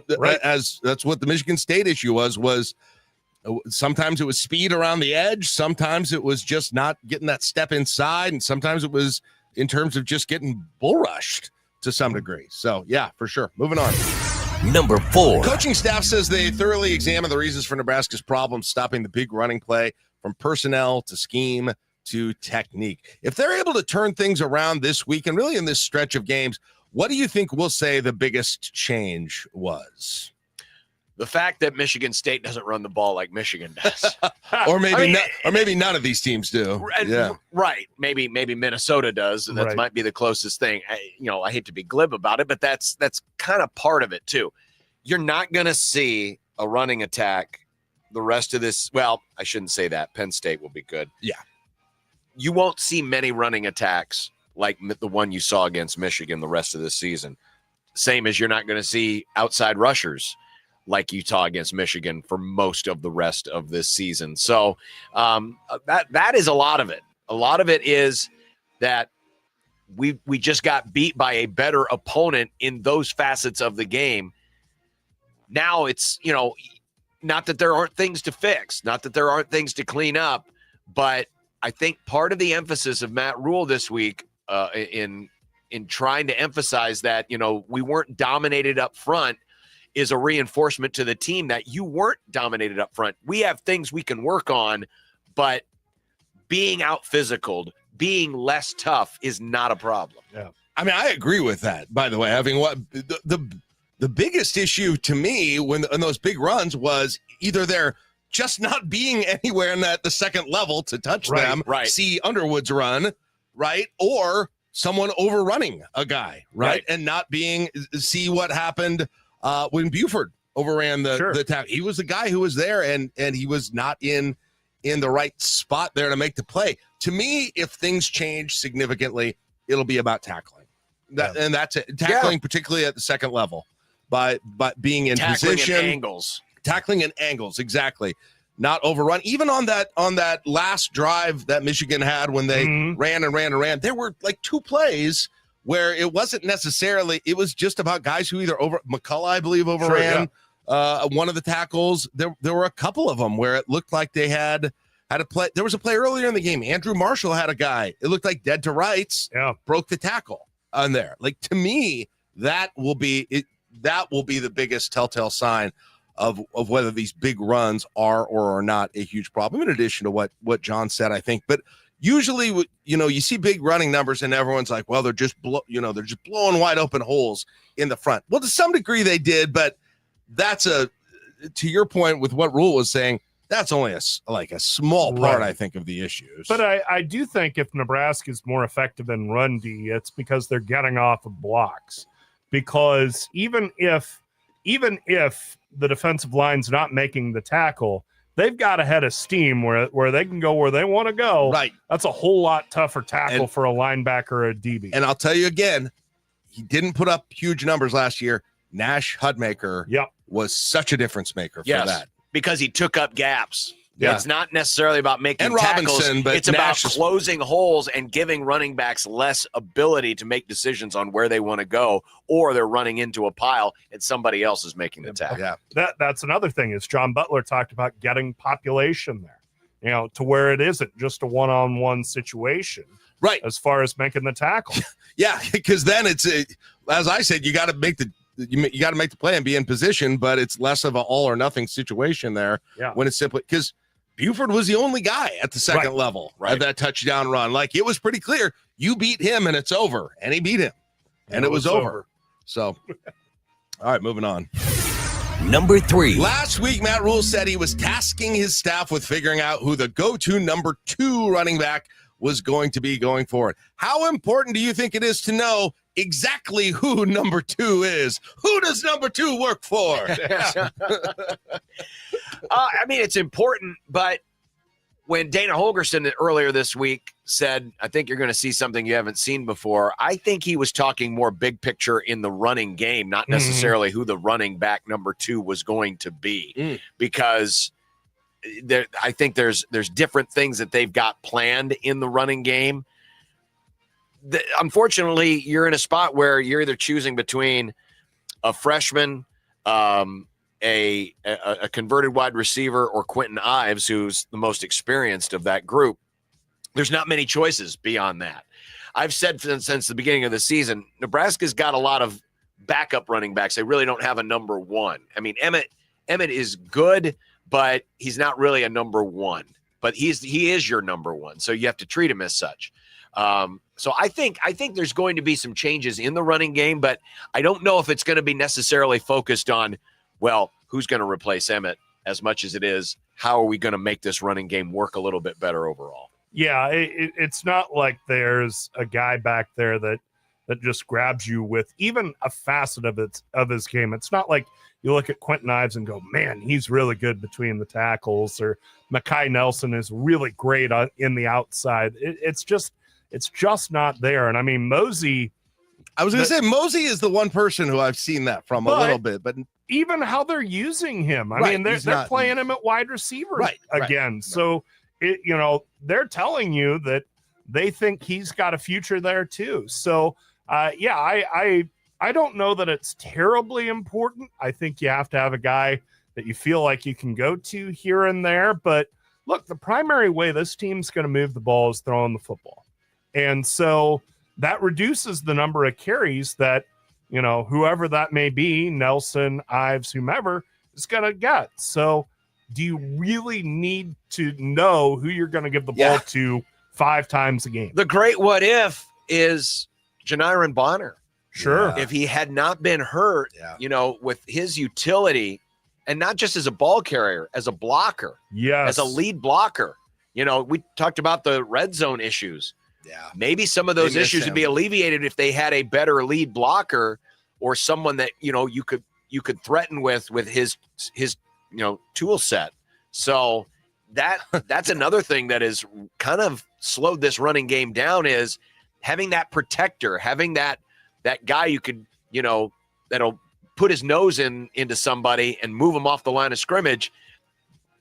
There isn't a one-to-one replacement on this roster for what he was able to do for them. Let me give you another name that Nebraska is missing badly, Orchard, because you need another tight end option. I mean, if it's not going to be a fullback and it's not going to be Janiron Bonner, you would normally look to a tight end to be that H-back, that blocker on the wing. Well, you're going to put Lindenmeyer on the line as a inline tight end. That blocker on the wing right now is either a converted quarterback or a converted wide receiver coming off hip surgery. So you just need somebody bigger who can block for you, and Nebraska doesn't have them. Yeah, that's true. I forgot too. They loved giving it to Bonner inside the 10-yard. Yep. I mean, they even tried once against Cincinnati, I believe. Yep. Yes, before he got hurt in that game. So I think it's a great point. Just to add final thoughts on the overall question, it's I don't know that it's about picking who the guy is. It's just doing it, right? A little bit, figuring out. And I think it probably is different guys for different situations. If it were me, I'd probably throw Ives in there, maybe down inside of the 10 sometime and give him a shot at that. And if it were me, I would probably try and get Mosey the ball more out somehow. On the edge. Yeah, that's probably what I would do. But in any case. Number 2. The odds makers have pretty consistently listed Nebraska as a double-digit favorite against Michigan State, something that surprised some Husker fans. What do you think they're seeing, and do you tend to think they're right, John? Who's they? The experts or the makers? fans? The odds makers. Well, what do you think they're seeing? What are they seeing? Well, in just about every power poll I've seen, Nebraska's a top 25 team. Michigan State's in the 50s and 60s. Nebraska's had a north of 75% chance of winning this game since preseason, not just in season. So they're seeing a team that matches up really, really well in passing the football, a team in Michigan State that isn't really spectacular at any one thing except for special teams. And I think it's a very fair line. This is a game that Nebraska has been favored in since the very start. And I think we here on the ground floor, we tend to see more of the flaws than people do from 30,000 feet, though the odds makers, they get paid to know where your flaws are.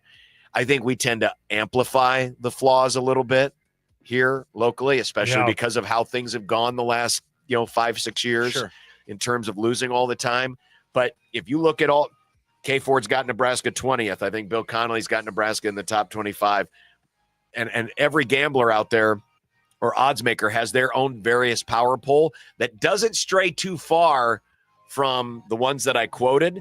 So, yeah, this is a very fair line. And given that it is a home game, if this were at, Michigan State, yeah, it's probably closer to a one-score game. But in the case of this, it's not. And I think it's a fair line. And it obviously must be fair because it got down to, I believe, 8.5 or 9 at the beginning of the week and immediately got bet back up to where it is right now. Yeah. That's interesting. And we've had a whole week to cogitate on Nebraska's flaws because the line just feels high to me. And also in our experience in the Big Ten, where every game seemingly comes down to one score. But, I think they're seeing, all right, who are the quarterbacks here? You've got Aiden Childs, who is good and, yes, can run. And you've got Dylan Raiola on the other side, who's just flat out better. Yeah. And so I think it's a vote of confidence for Nebraska's ability to move the football, which they should be able to do. I mean, they're not going to sack Dylan Raiola. Yeah. I mean, my gut feeling is that it's going to be closer than that. But yeah, on the other hand, I thought that, when Wisconsin came in last year too, and that's the game, right? Yeah. Where Nebraska just took care of business. And we'll see if they'll be able to do that this week. All right. Finishing off.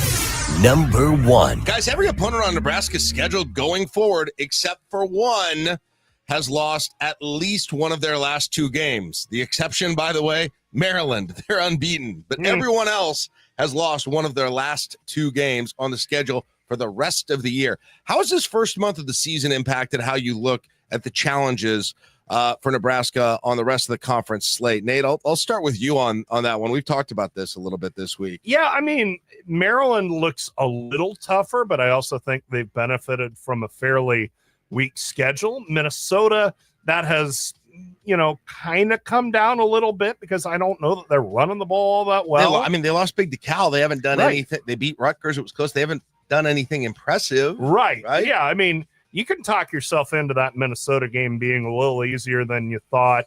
And Maryland hasn't impressed me enough to where that game scares me as much as maybe the record would indicate. I mean, USC maybe a little more worrisome just because I think they're running the ball better than I thought they would. And then Penn State's a little lower just because of the loss. But, they're kind of what I thought they'd be. Yeah. I mean, in the end, there's sort of a guilty until proven innocent factor with them. Yeah. Even out of that, especially out of that Oregon. And then UCLA, obviously the bottom's fault. UCLA looks a little easier than I thought it would be, but I always thought Nebraska would be favored. Right. And Iowa's Iowa. As John pointed out, 13-10. We'll always think the same thing about Iowa, no matter what. It does not matter what their record is. And there's a good chance that game could be for bowl eligibility because Iowa's got a brutal schedule. John, it's interesting. You look at these next 4 games that we talked about. I don't know what the most impressive victory out of that group of 4 teams even is. Probably Maryland at Wisconsin, I guess. Yeah. I mean, Maryland really laid it on College. Wisconsin. Minnesota doesn't have an impressive win. Michigan State doesn't have an impressive. Well, Michigan State has the Boston College in overtime. That was Northwestern okay. doesn't. Minnesota doesn't. Yeah, exactly. I mean, there's just not. It goes back to what we talked about at the very beginning of the show. You got a chance to go 4-0 in this month against teams that really have not shown a whole lot in terms of who have they beaten. Right. So, this is your opportunity here because you will be favored in all of these games to go out there and actually beat the teams in your neighborhood and show that you are, the best house on the neighborhood. Right. Others might say, what has Nebraska done? And maybe that's true. I guess Cincinnati would be a better win than any. The Cincinnati win is getting better by the week, and it might get even better this week because they're, playing Iowa State, who's a top 15 team, and Iowa State's down their top 2 cornerbacks. I think Cincinnati's going to win that game. So that win is going to age a lot better as this season goes on because preseason Cincinnati was at best a mid-pack Big 12 team. Cincinnati's now looking at, a top 3, top 4 finish in the Big 12 this year. All right, a little foreshadowing to the picks there. We'll take a break, 7:55. That's it for your morning drive, brought to you by Stonebridge Insurance and Wealth Management on KLIN. Husker volleyball travels to University Park to face Penn State tonight. First set at 7 p.m. Pregame at 6. This is John Baylor. Catch Husker volleyball all season long on Lincoln's Husker Radio, 1499.3 KLIN.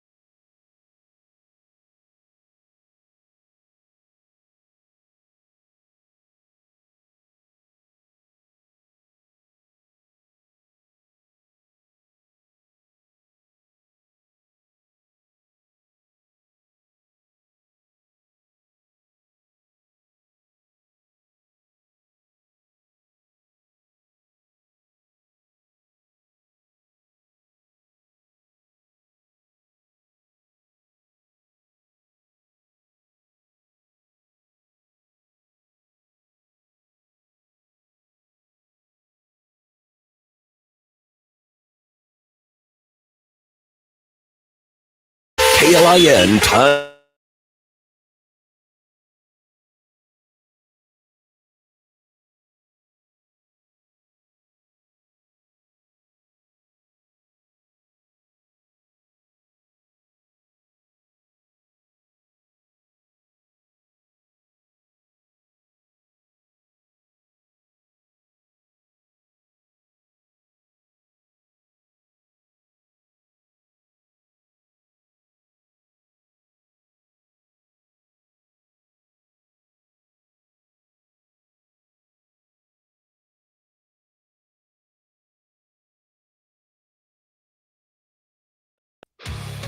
Welcome back to the Friday Husker Tailgate on Lincoln's Husker Radio and 99.3 KLIN. All right, quick segment here. We'll take a look talking about the Big Ten. Here's the schedule for this week, guys. The other games leading up to Nebraska, the 11 a.m. games, Wisconsin at Michigan. Yikes. Woof. Yikes on that one. Illinois at Purdue. Woof.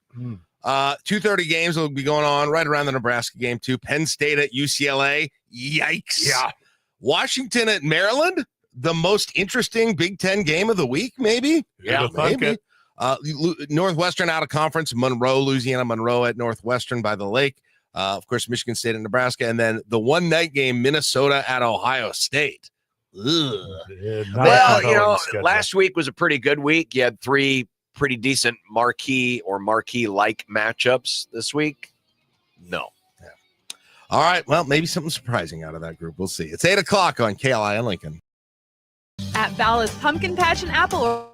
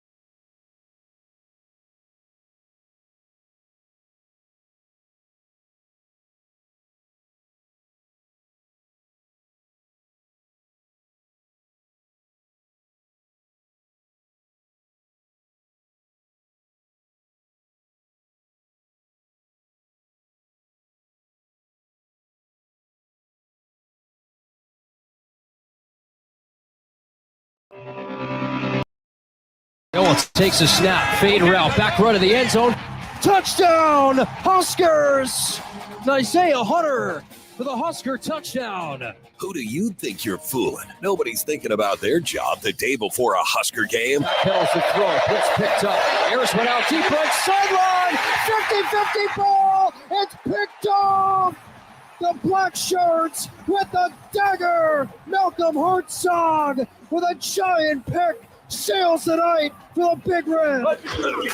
Drifts back to throw, dumps it to an underneath crosser. Goody made the catch, got popped. Ball's loose, but they say incomplete. This is the Friday Husker Tailgate with Jack Mitchell, Nate Rohr, John Bishop, and Kevin Suits on Lincoln's Husker Radio, 1490 LIN.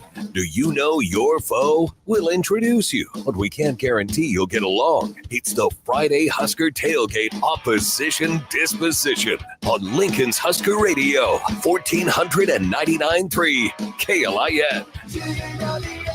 It's the third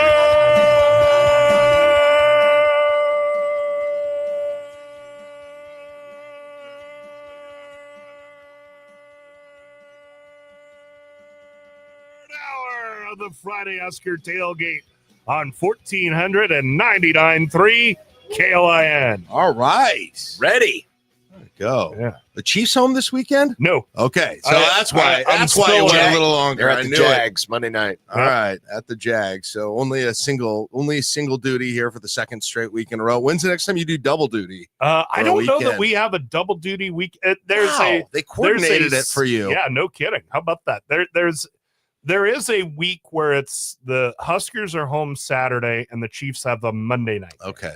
There you go. But I've got a day's rest, which will be glorious. All right. We welcome in during the 8 o'clock hour Kevin Suits, Sports Director, 1011 News. Hello, Kevin. How are you doing today? Good. Welcome in. Nice to be back to a game week. At least it is for us. Oh, it's been a long time. Like that bye week. So long. The bye week in the moment was, it kind of went by fast. Yeah. But this week, it seems like it's been a long time since Nebraska football has played. It feels, that was how we started the show today. It feels like a month ago. It feels like we talked about the same 8 plays over and over again, right? And the Cincinnati game seems like, So 4 long months ago. So long right? ago. Yeah, exactly. Well, we're ready for a game, and we're going to delve into it a little bit, but we're going to start by getting to know a little bit more about Michigan State. And when we do opposition disposition, we start with a little bit of history maybe between Nebraska and the opponent. Then we look at them off the field. Then we look at them on the field. And John digs into the archives and always finds some fun clips. And John, we are going back exactly 30 years here. Yeah, there's a common opponent between this team and the 1995 national champions, and it's this week's opponent, Michigan State. And Nebraska traveled to East Lansing. There was a young new coach on the sideline for Michigan State by the name of Nick Saban. And Nebraska kind of fiddled around a little bit, turned it over in the first half. They were only up 20-7 at halftime. People were wondering what's wrong. And then the second half happened and all was well.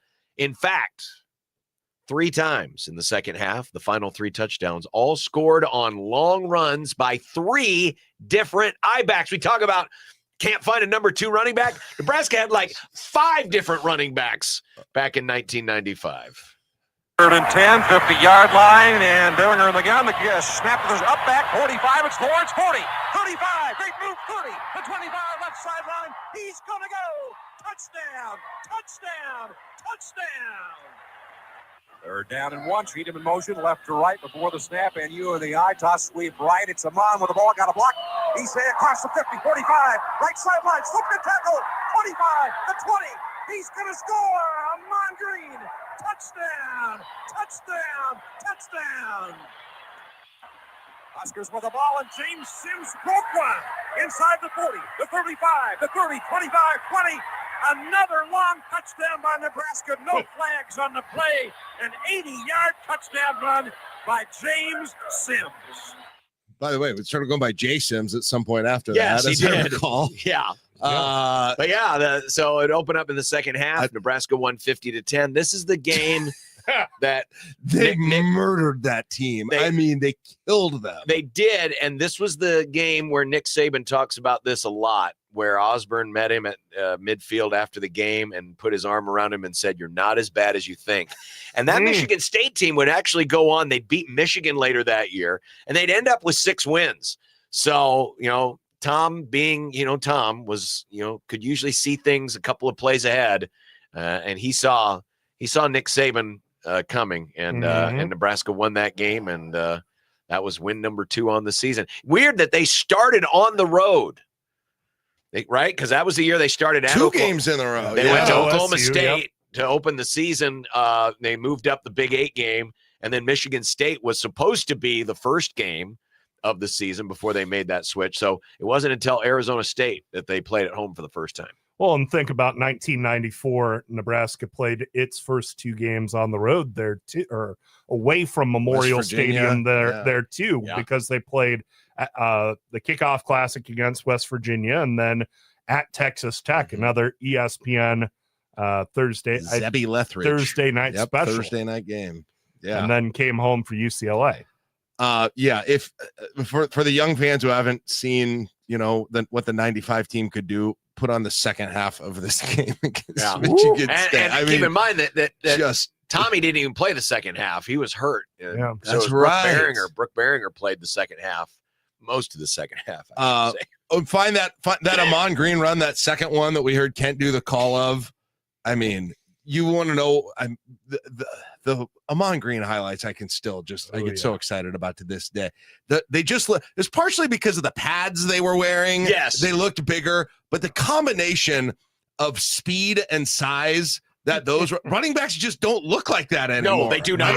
I think it's part of the pads, but it's most certainly. I swear I don't see running backs look like Amon Green and Lawrence Phillips did in that season. Derrick anymore. Henry would maybe be the only player that would come to mind. That you're like, he's a throwback runner. Yeah. But to your point, Jack, those were guys that openly welcomed. Could you imagine Kyle Brandt's angry run segment back in the 90s for Nebraska when Nebraska? They wouldn't have done it because it's happening every day. Right. The reason he does it is because it's so rare. The scepter would live in Lincoln. Every game. And Amon Green is a sprinter, Yes. He's coming off, I don't know if he won the 100 in the state the year before or got second, but he's a sprinter. Right. I mean, it looked so different. And that game might have been the best example of it. Phillips, 22 for 206. Childs, 8 for 83. Sims, 1 for 80. Green, 4 for 74. And keep in mind, you still 2 other guys that we haven't even mentioned. Damon Benning. Yeah. And Clinton Childs. Right.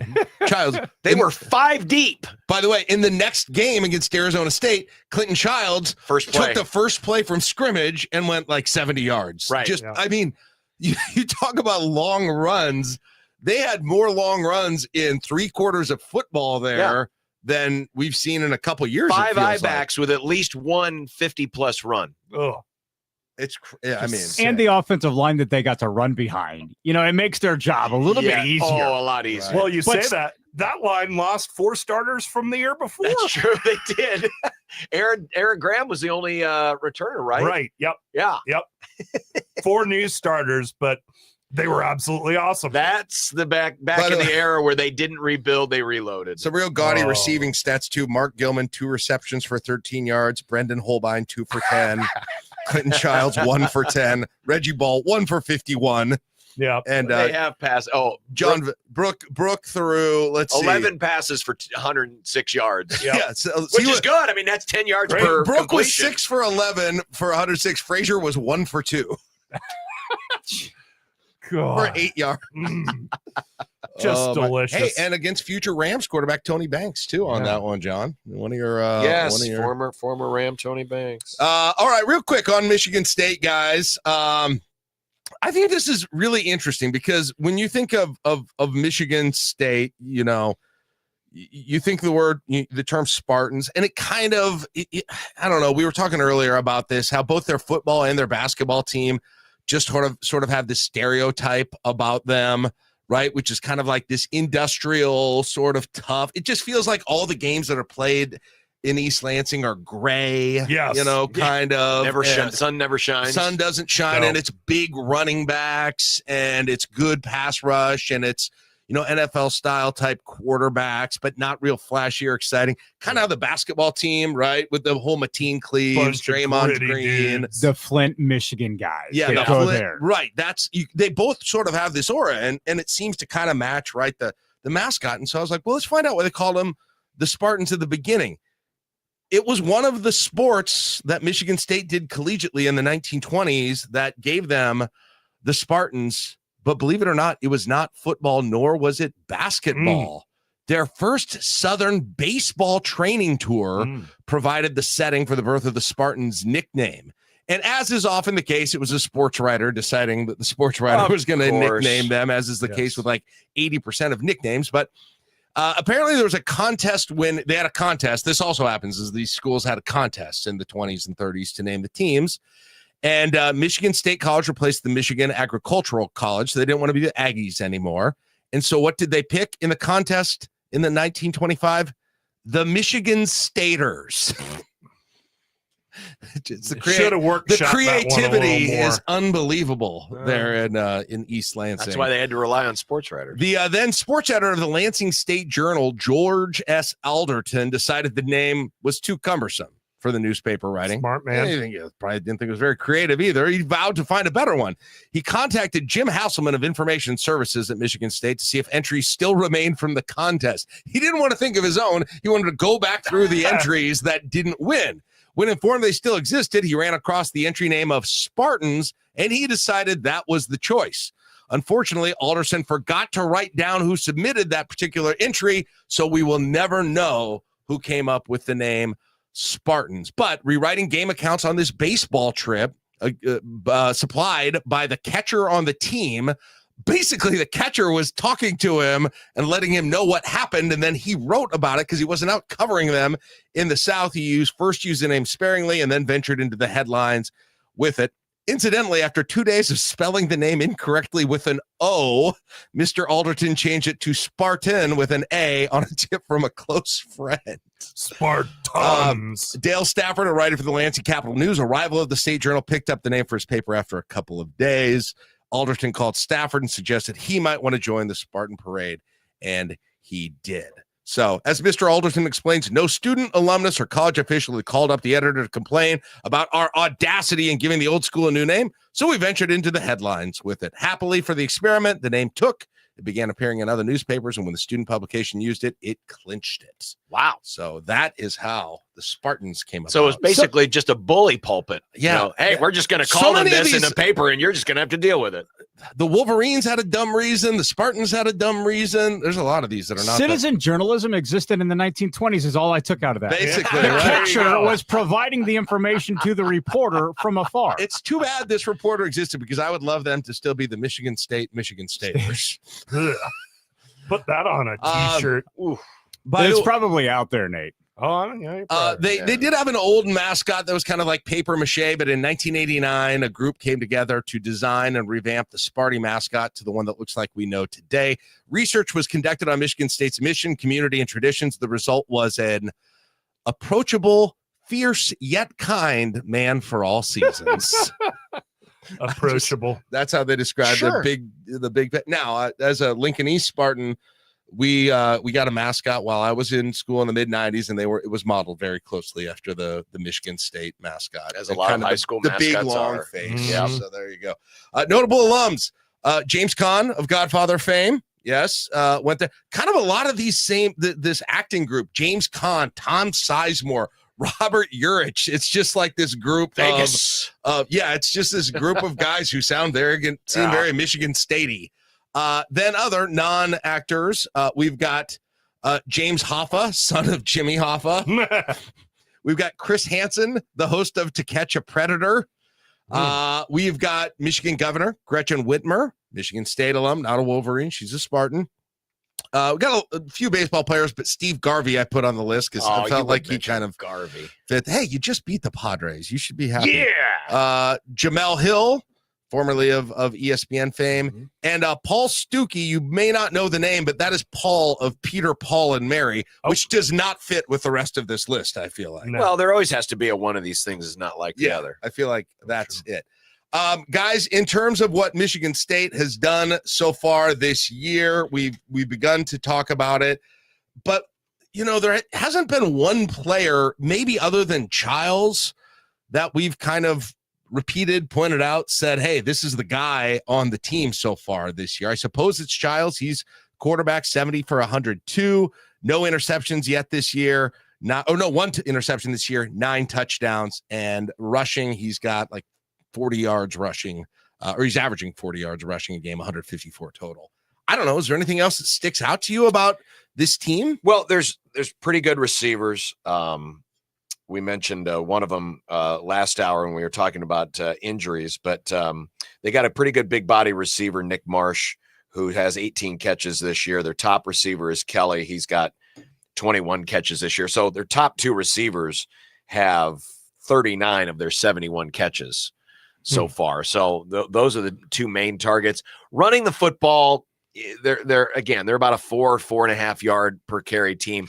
The thing about Childs is his non sack, you take the sack adjusted yards out, he's averaging 8 yards a carry. And on his designed runs, of which I believe there's about 18 or 19, he's averaging about 7.5 yards a carry. So he can be dangerous with his feet. And I think that's one of the things that could keep them in this game is his ability to extend drives by moving the chains with his legs. But, it's a fairly balanced offense.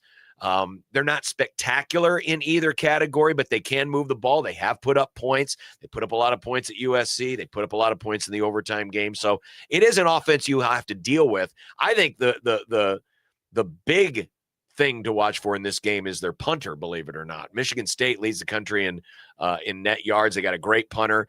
And if you think back to the last 3 matchups in this meeting, the Snow Bowl that was won by Scott Frost's team, and then the 2 3-point losses, all won by special teams. Obviously, all those field goals for Nebraska. And the last 2 years, Michigan State has beaten Nebraska by about 20 yards net punting. And we all remember the busted punt return that brought them back. Man. So that's one area that has beaten Nebraska. Now, I don't think this game will necessarily be close enough to have that be a difference maker, but if it is close, that will be a big factor. I think we should also point out they have a really good linebacker in Jordan Hall. Yeah. And he was flagged for targeting in the USC game, but it came in the first half. So his half-game suspension was during the USC game. If they wouldn't have him come into Lincoln, I think that would be a total game changer as you look at the matchup. He's a guy that'll go downhill, and he's kind of a classic Big Ten linebacker. Plays in the middle, big size, big eyes, and is not afraid to go downhill.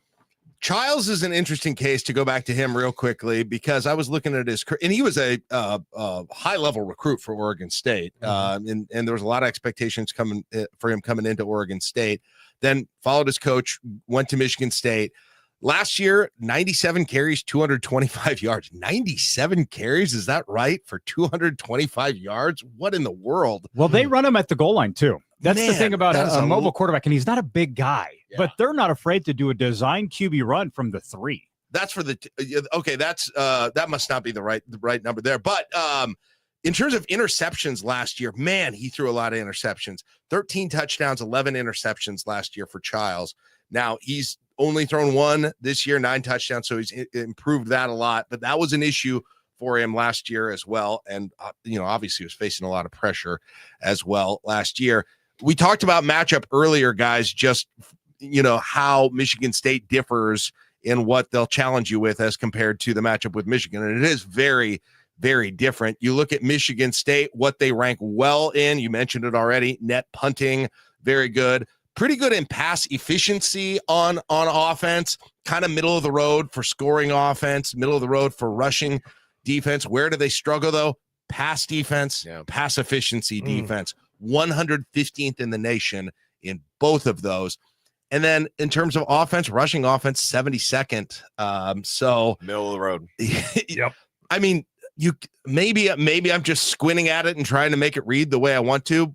Also, not getting a lot of sacks 1.5 sacks per game, allowing 2.5 sacks per game. It just feels like there's a lot of the things that Nebraska struggled with that this is kind of a fortuitous matchup for them. We'll see. But their numbers are pretty sleepy. Like there's nothing gaudy, nothing jumps out at you. In fact, like as you think about it, you know those football games that you watch on a Saturday afternoon and you nod off to and you wake up and it's like a quarter and a half later. Like I feel like if that's the case, more times than not, you probably have Michigan State on the television. Yeah. Because they don't have star power and they don't even have like an element of the game outside of the punter that really keeps you captivated with the contest. Right. Yeah. Net punting first overall, punt returns, by the way, 8th overall as well. So yeah, again, that's Kelly. Special. Yeah, that's Kelly. And special teams could be a factor if Nebraska, doesn't have a 2-score lead or something. So that'll be worth watching. The good news is Nebraska's special teams wise is a lot better off now than they were in either of those last 2 matchups. And I think as we promoted some of their, you mentioned Marsh and we've talked about Kelly, like their 2 top wideouts who get a lot of the balls. They haven't faced a secondary like Nebraska has. They haven't had to line up with Sierra Wright or Andrew Marshall, or if some way miraculously Malcolm Hartzell gets healthy enough to play. Like again, like there's just a jump up in what they're going to face from a coverage standpoint that I think Michigan State's numbers are what they are based on the competition. I mean, USC's secondary, and that's their best opponent to date. USC's secondary is a step below Nebraska. So this is a big challenge for Michigan State. And that's why I think the goal here for Jonathan Smith is going to be to shorten this game. Yeah. If this is a track meet, I don't think they stand much of a chance. So I think they're going to want to try to run the ball a little bit more and really play ball control in this game because they don't want Nebraska's offense on the field because of those passing defense numbers you just quoted. But Kenneth Walker III is not walking through the door. Exactly. Anymore. They don't have that big burly Michigan State back right? that they've always had. The TJ Duckett, the Le'Veon Bell, right? The Kenneth Walker. They've had so many of those guys that have carried a huge load for them. Yeah. In terms of, to the point about Nebraska's passing offense against Michigan State's passing defense, that's about as big of statistical mismatch as you can possibly have. And in a conference game. We're not talking about a MAC opponent or a Sun Belt opponent. This is a 2 conference in the game. nation versus 115 is what that is. I mean, bad news. Nebraska, Michigan State's best friend is going to be the wind. Right. Yep. And then the other thing, Nebraska, if Nebraska struggles, we've talked about it, it's in that red zone, especially within the 10-yard line. Michigan State, 93 in red zone defense. It's just like they don't seem to have it's just a matchup on paper, where a lot of Nebraska's admitted weaknesses don't seem like ones that Michigan State is going to be great at exploiting, at least from what they've done before. We'll see, though. It's a great chance to, even beyond a little easier opponent, a lot of things line up as a get-well game for Nebraska. All right, there you go. We will see if that actually happens. All right, we'll take a break, talk the game through a little bit more with the entire team. That's coming up next. Plus, we got the picks in about 25 minutes. What do we think will happen on the scoreboard between Nebraska and Michigan State? That's all coming up on KLIN.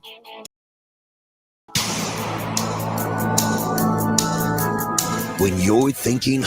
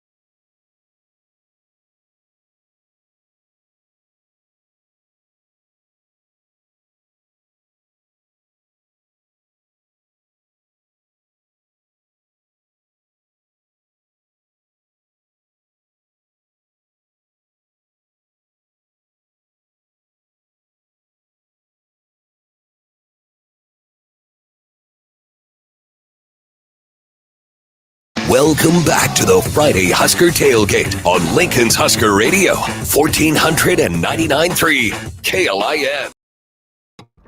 8:34, 64 degrees in the capital city.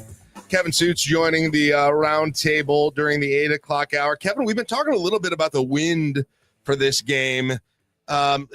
Forecasts say 25 miles an hour to the south, gust maybe 35. You're on the field a lot. Hot wind. Yeah, a hot wind. I don't know. You're on the field a lot. Is the wind? How consistent is the wind on the field there when it's blowing a lot outside? It is weird because sometimes when you're on the field, you'll look up at the flag and you see it's blowing to the north, but you feel like on the field it's going south. Yes, it is a really bizarre thing. So it's almost like what the wind does inside Memorial Stadium is different between the lines. Outside of the lines, it's completely opposite. Mm-hmm. And all the fans feel is, oh, a nice breeze, right? Right. It just kind of cools you off. And especially with this being an afternoon game. And if it's hot in the afternoon, what is the high tomorrow? 89, 90. Yeah. It's going to be warm. Yeah. But the thing is, and I discussed this on the news just the other day, even though it's hot, like there hasn't been a Nebraska football game this year where it's a scorcher. They did have one game where they allowed fans to bring in water. That was Houston Christian. Christian. But was that day that even really bad. like a steamer? No, it wasn't. It wasn't like humid. No, it was just really sunny. It wasn't humid at all. It was I remember I was at that game with my son, and I remember saying to him at one point, I was like, this is kind of a nice warmth. This is like, like basically the weather we've had the last 2 weeks. Right. Yeah. I know fans are wanting, the fall, and they want a nice game where the high is 72, and especially in the afternoon as the sun will start to set. I get that, and it might be coming, but it hasn't been terrible. So I guess I'm telling the people, because one of the individuals I was talking to was complaining about it's going to be hot on Saturday. Suck it up. It's okay because it's not. We haven't had a game where it's 102. And plus, remember, the turf now has black, and that sun's going to beat off of the sideline on the turf and make it miserable for the opposing team. Yes. Is Michigan State going to be miserable tomorrow? I don't know. I don't think so. It's not. That's Not what I'm that saying. hot, yeah. The weather, the heat hasn't been at such a level that it's really going to impact the game. So temperature-wise, whatever, throw it out. Wind-wise, I think that can actually impact the game, especially if punting is going to be such an important part of the game, with Michigan State having an elite punter and Archie Wilson still learning how to punt at the college level and inside that stadium. And if it's a close game, of course, wind can affect kicking. And if Nebraska wants to throw the ball, which I don't know that they should desire to throw the ball 40-plus times on Saturday, that could affect it as well. Yeah. Wasn't it Rutgers last year that was similar where it was so – and it but that was when it changed, and Matt Rule had the coin toss strategy that kind of threw Rutgers off because he knew the wind change was coming.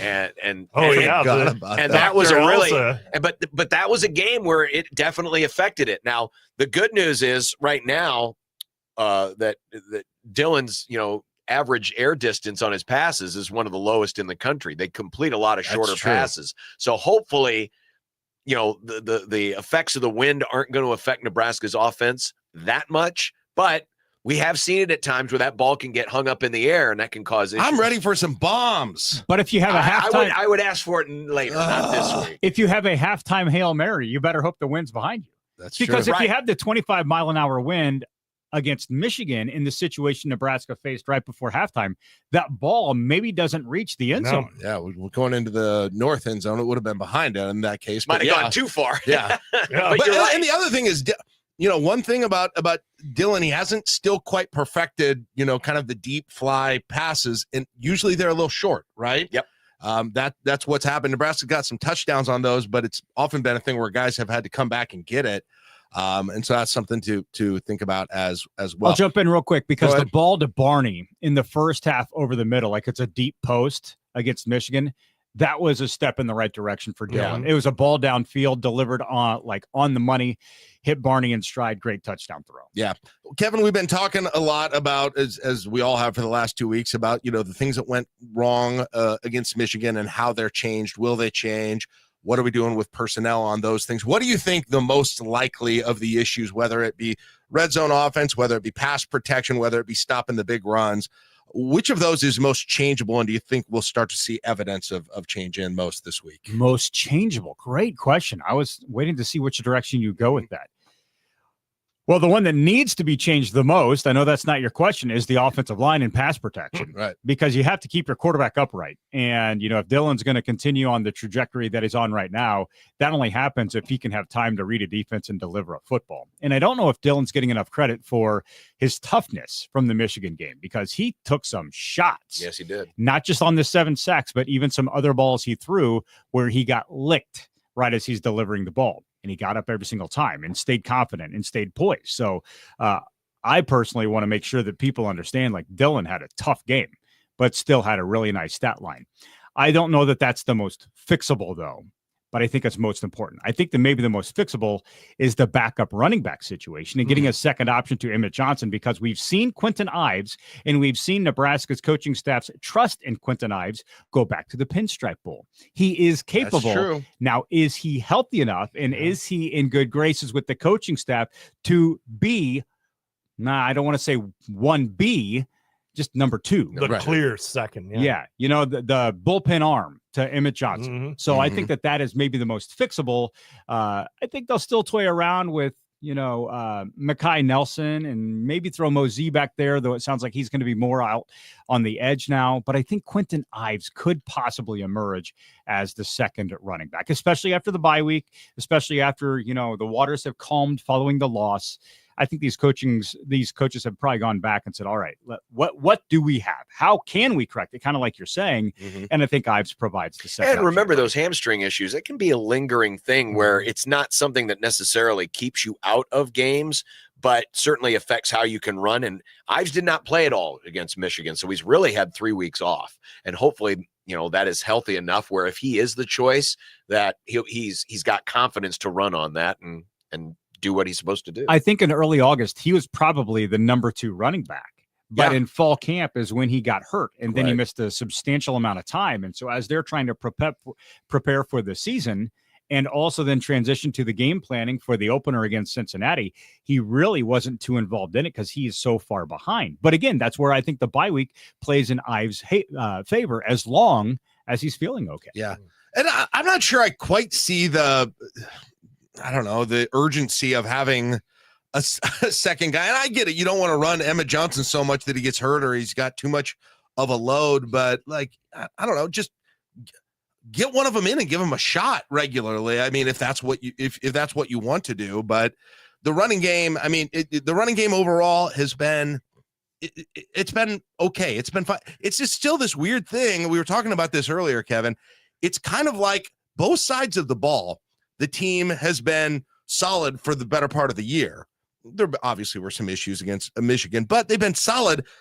There just aren't really like big plays for the most part, and of course against Houston Christian and Akron, you had some on offense, but we were trying to think of like signature big defensive plays, and there's like 4 or 5 all year. Welcome to the 1011 Sports Department Editing Lab. As we're trying to showcase some of the defensive plays over the course of the season, when we're just looking for a video to put on top of a John Butler soundbite, we don't know where to go. Right. There was the McCullough sack where he did the crawling celebration. Yep. Oh, that's good video. Yeah. And then the Judy where he ripped the ball out of the Michigan quarterback's arm. You got those two in that game. Yeah. But beyond that, the Hartzog pick against Cincinnati, right, with the inventory of big defensive highlights. So I apologize to all of our viewers that are probably tired of seeing the same shots over and over because there's just not a whole lot there. What do you want to see? A 2-run or a tackle on a 2-yard gain? Right. That's not sexy video. And we're looking for sexy video on 1011. And the others, other than the Hail Mary, if you take the Michigan and Cincinnati games, what's your big offensive play? Quinn Clark touchdown. That was fun. Emmett Johnson had the big, long touchdown run to begin the Akron game. Right, but if you take away, I know, but if you take just the Cincinnati and the Michigan games, the sort of comparable opponents to what you're going to be seeing going forward, out of those two games? Out of those two, there's the Hail Mary, and can you name another big offensive play? Barney's other touchdown against Michigan. Yeah, that was good. I'll throw one in there. Heinrich Harburg's touchdown at the end of the Michigan game, because he got up and threw the ball in the air and put his arms and did the touchdown signal, and the crowd went crazy behind him. And it made a one-score game. It was late in the contest. So the video element of that was actually pretty good, especially where our camera was positioned. The other thing is you get your camera in the end zones when Nebraska gets down there on offense. What do you make of the issues that continue to be a situation with scoring touchdowns, especially when they get inside not only the red zone, but the 10-yard line. What is that about exactly in your mind? Because it's odd, and it can, like Holgerson came in, he had the quote this week where he's like, I got here in week 10, and I was one of the first things I identified. I'm paraphrasing. One of the first things I identified is we got to get better in the red zone. And now here he's been, and it's kind of like, oh, it's not as easy as I thought. Why is it continue to be an issue for this team? Not being able to just run the ball between the tackles for 8 yards. That's it. Like if you can get ahead of the chains, on if you're inside the 20, let's say the ball's on the 17, you don't need to throw the ball to the flat. You don't need to take a shot to the end zone, line up, get north and south, try to get 7-8 yards. Then if you got 2nd and 3, now we can play a little bit. Yep. But I think it's the inability to just first down, run forward, and just inch closer toward the end zone. I watched a high school game last night where a team ran the same play essentially 5 or 6 times and got 12 yards a pop. It was impressive. They didn't need to do anything cute. That's what Nebraska needs to do in the red zone. Yeah. Well, and 2nd and 3, the first time down the field, of course, first play was the pass. Then they did try and run it up the middle with Emmett and it went nowhere. And then they did kind of the option play where it ended up with the pitch to Lindenmeyer, and that didn't get anywhere. You're right. That's kind of what I concluded too, Kevin, is that it feels like both the offense and the defense know that the running game isn't going to get them in the end zone. And they're both playing that way. So if that's not going to work, if Nebraska just doesn't have the personnel to do what I just outlined, give me the Tim Beck special, because I thought Tim Beck was brilliant inside the red zone as Nebraska's offensive coordinator. He would throw in some wrinkles that fans hadn't seen, opposing teams hadn't seen. He would do, a pitch back to Rex Burkhead, who would then fake a handoff behind him, and then he'd tuck it and run. Like there was always an element, and the Chiefs have a little bit of that too. Sure. Not so much this year, but in the past couple of years, where they will bring Kelsey into the backfield. And with Mahomes and Kelsey, and when they had Tyreek Hill, you just didn't know where the ball was going. Right. But the thing that they had, they tried to do it with Lindenmeyer. I get that. But the thing that Tim Beck had, he had a quarterback that could run. And that also opens up possibilities in the red zone, because that's another threat. Teams know 15 ain't running. Right. The only thing 15 is going to do is throw the ball or hand it off to somebody. So they don't have that third element they have to worry about. So give me Heinrich. Yes. And that's what we talked about earlier was, we saw a lot of him. We saw him sneak the ball. We saw him in the Wildcat down in Kansas City. We haven't really seen it since. So again, not saying I know anything more than Dana Holgerson does, and honestly, the IQ of football is it's a Grand Canyon between he and I. But give me Heinrich Harburg at quarterback, or somewhere in the backfield. Give me Ja'Cory Barney Jr. back there, and give me Emmett. And now we've got 3 options. And if I'm on the defensive side, I don't know where the ball's going. And that's what I think what Holgerson was talking about when he said we're going to see something Saturday you haven't seen before. That question was about backup running back, but I think he was referring to the running game as a whole, that we may see some new wrinkles. I do, yeah. And we haven't seen a jet sweep this year, have we? No, I mean, they ran it to Janiron Bonner on inside the 10-yard line right before he got hurt. But I mean, Ja'Cory in that spot, would be really good. And I'm not saying it's necessarily a red zone play, but I think we're going to see different wrinkles in the run game as a whole that is going to try to open things up a little bit, and maybe it'll help in the red zone. And they have options, beyond just the 3 that we mentioned with, Barney and Heinrich and Emmett. Like you could throw Lindenmeyer back there. You could also throw Cortez Mills back there. Isaiah Mosey, like he's got some wiggle to him. So there's some fascination with tomorrow's game, because they could do some things you have not seen. In fact, I thought Nebraska was a little vanilla offensively against Michigan, because I felt like they kept a lot of cards in the deck during the non-con. So I was thinking there would be a little bit more variety and multiplicity against Michigan, but it didn't really play out that way. Yeah. I don't know if that's because they never had the lead, but maybe some of the things that they have in their pocket that they haven't shown, maybe you start to see a little bit of that this week. Yeah. It's actually a good point. And it felt too against Cincinnati. It kind of like, it almost seems a little like risk averse to some degree with some of the play. And again, how the teams are playing defense, all of those other factors. Kevin, last question for you here before we're going to grab our break real quickly. But this 4-game stretch, you hate to be like, well, they're winnable games, but like these are the games that have defined the last 2 years, really. Right? Yeah, big chance here. Which of these games is Nebraska going to be the underdog? Yeah, probably none. None. Unless they lose one before, you know. If they beat Michigan State on Saturday, they're going to be favored against Maryland, and then they'll likely be favored the following couple of weeks, I would presume. So it is a very important 4-game stretch, because taking the next step as a program, in my opinion, it's not about winning the big game. It's just winning the games you're supposed to. And that gets you to 9 or 10 wins, 8, 9 or 10 wins, which is a step forward. And unquestioned, you might be on the board for the college football playoff, you know, when that starts to come out and really heat up in November. You'll be in those rankings if you're 7-1. That's what I'm saying. You know, like if you're 7-1 entering November, it feels different, and it will look different, and the optics of Nebraska football are different. Yeah. You got a little number next to your name on the ticker. Yeah. And you might be playing on New Year's Day. John and Nate said it well at the beginning of the show. It's almost like it would be bigger than winning a big game, right? Or winning a single big upset 100%. Or something like that, if they could do that. All right, we'll grab a break. The picture coming up next. Some interesting games this weekend. We have our upsets and the Nebraska-Michigan State score. We will tell you what we think is going to happen. That's all coming up. Friday Husker Tailgate on KLIN. Peacocks belong in the zoo, not your billing statement. Every Husker game is free on Lincoln's Husker Radio, 1499.3 KLIN.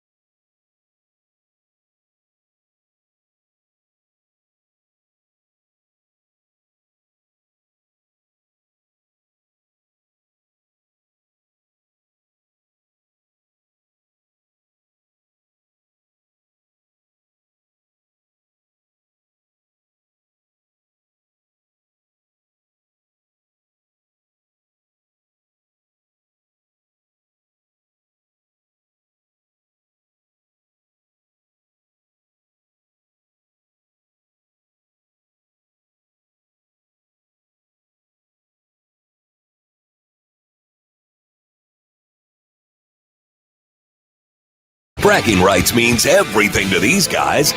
Let the trash talk begin.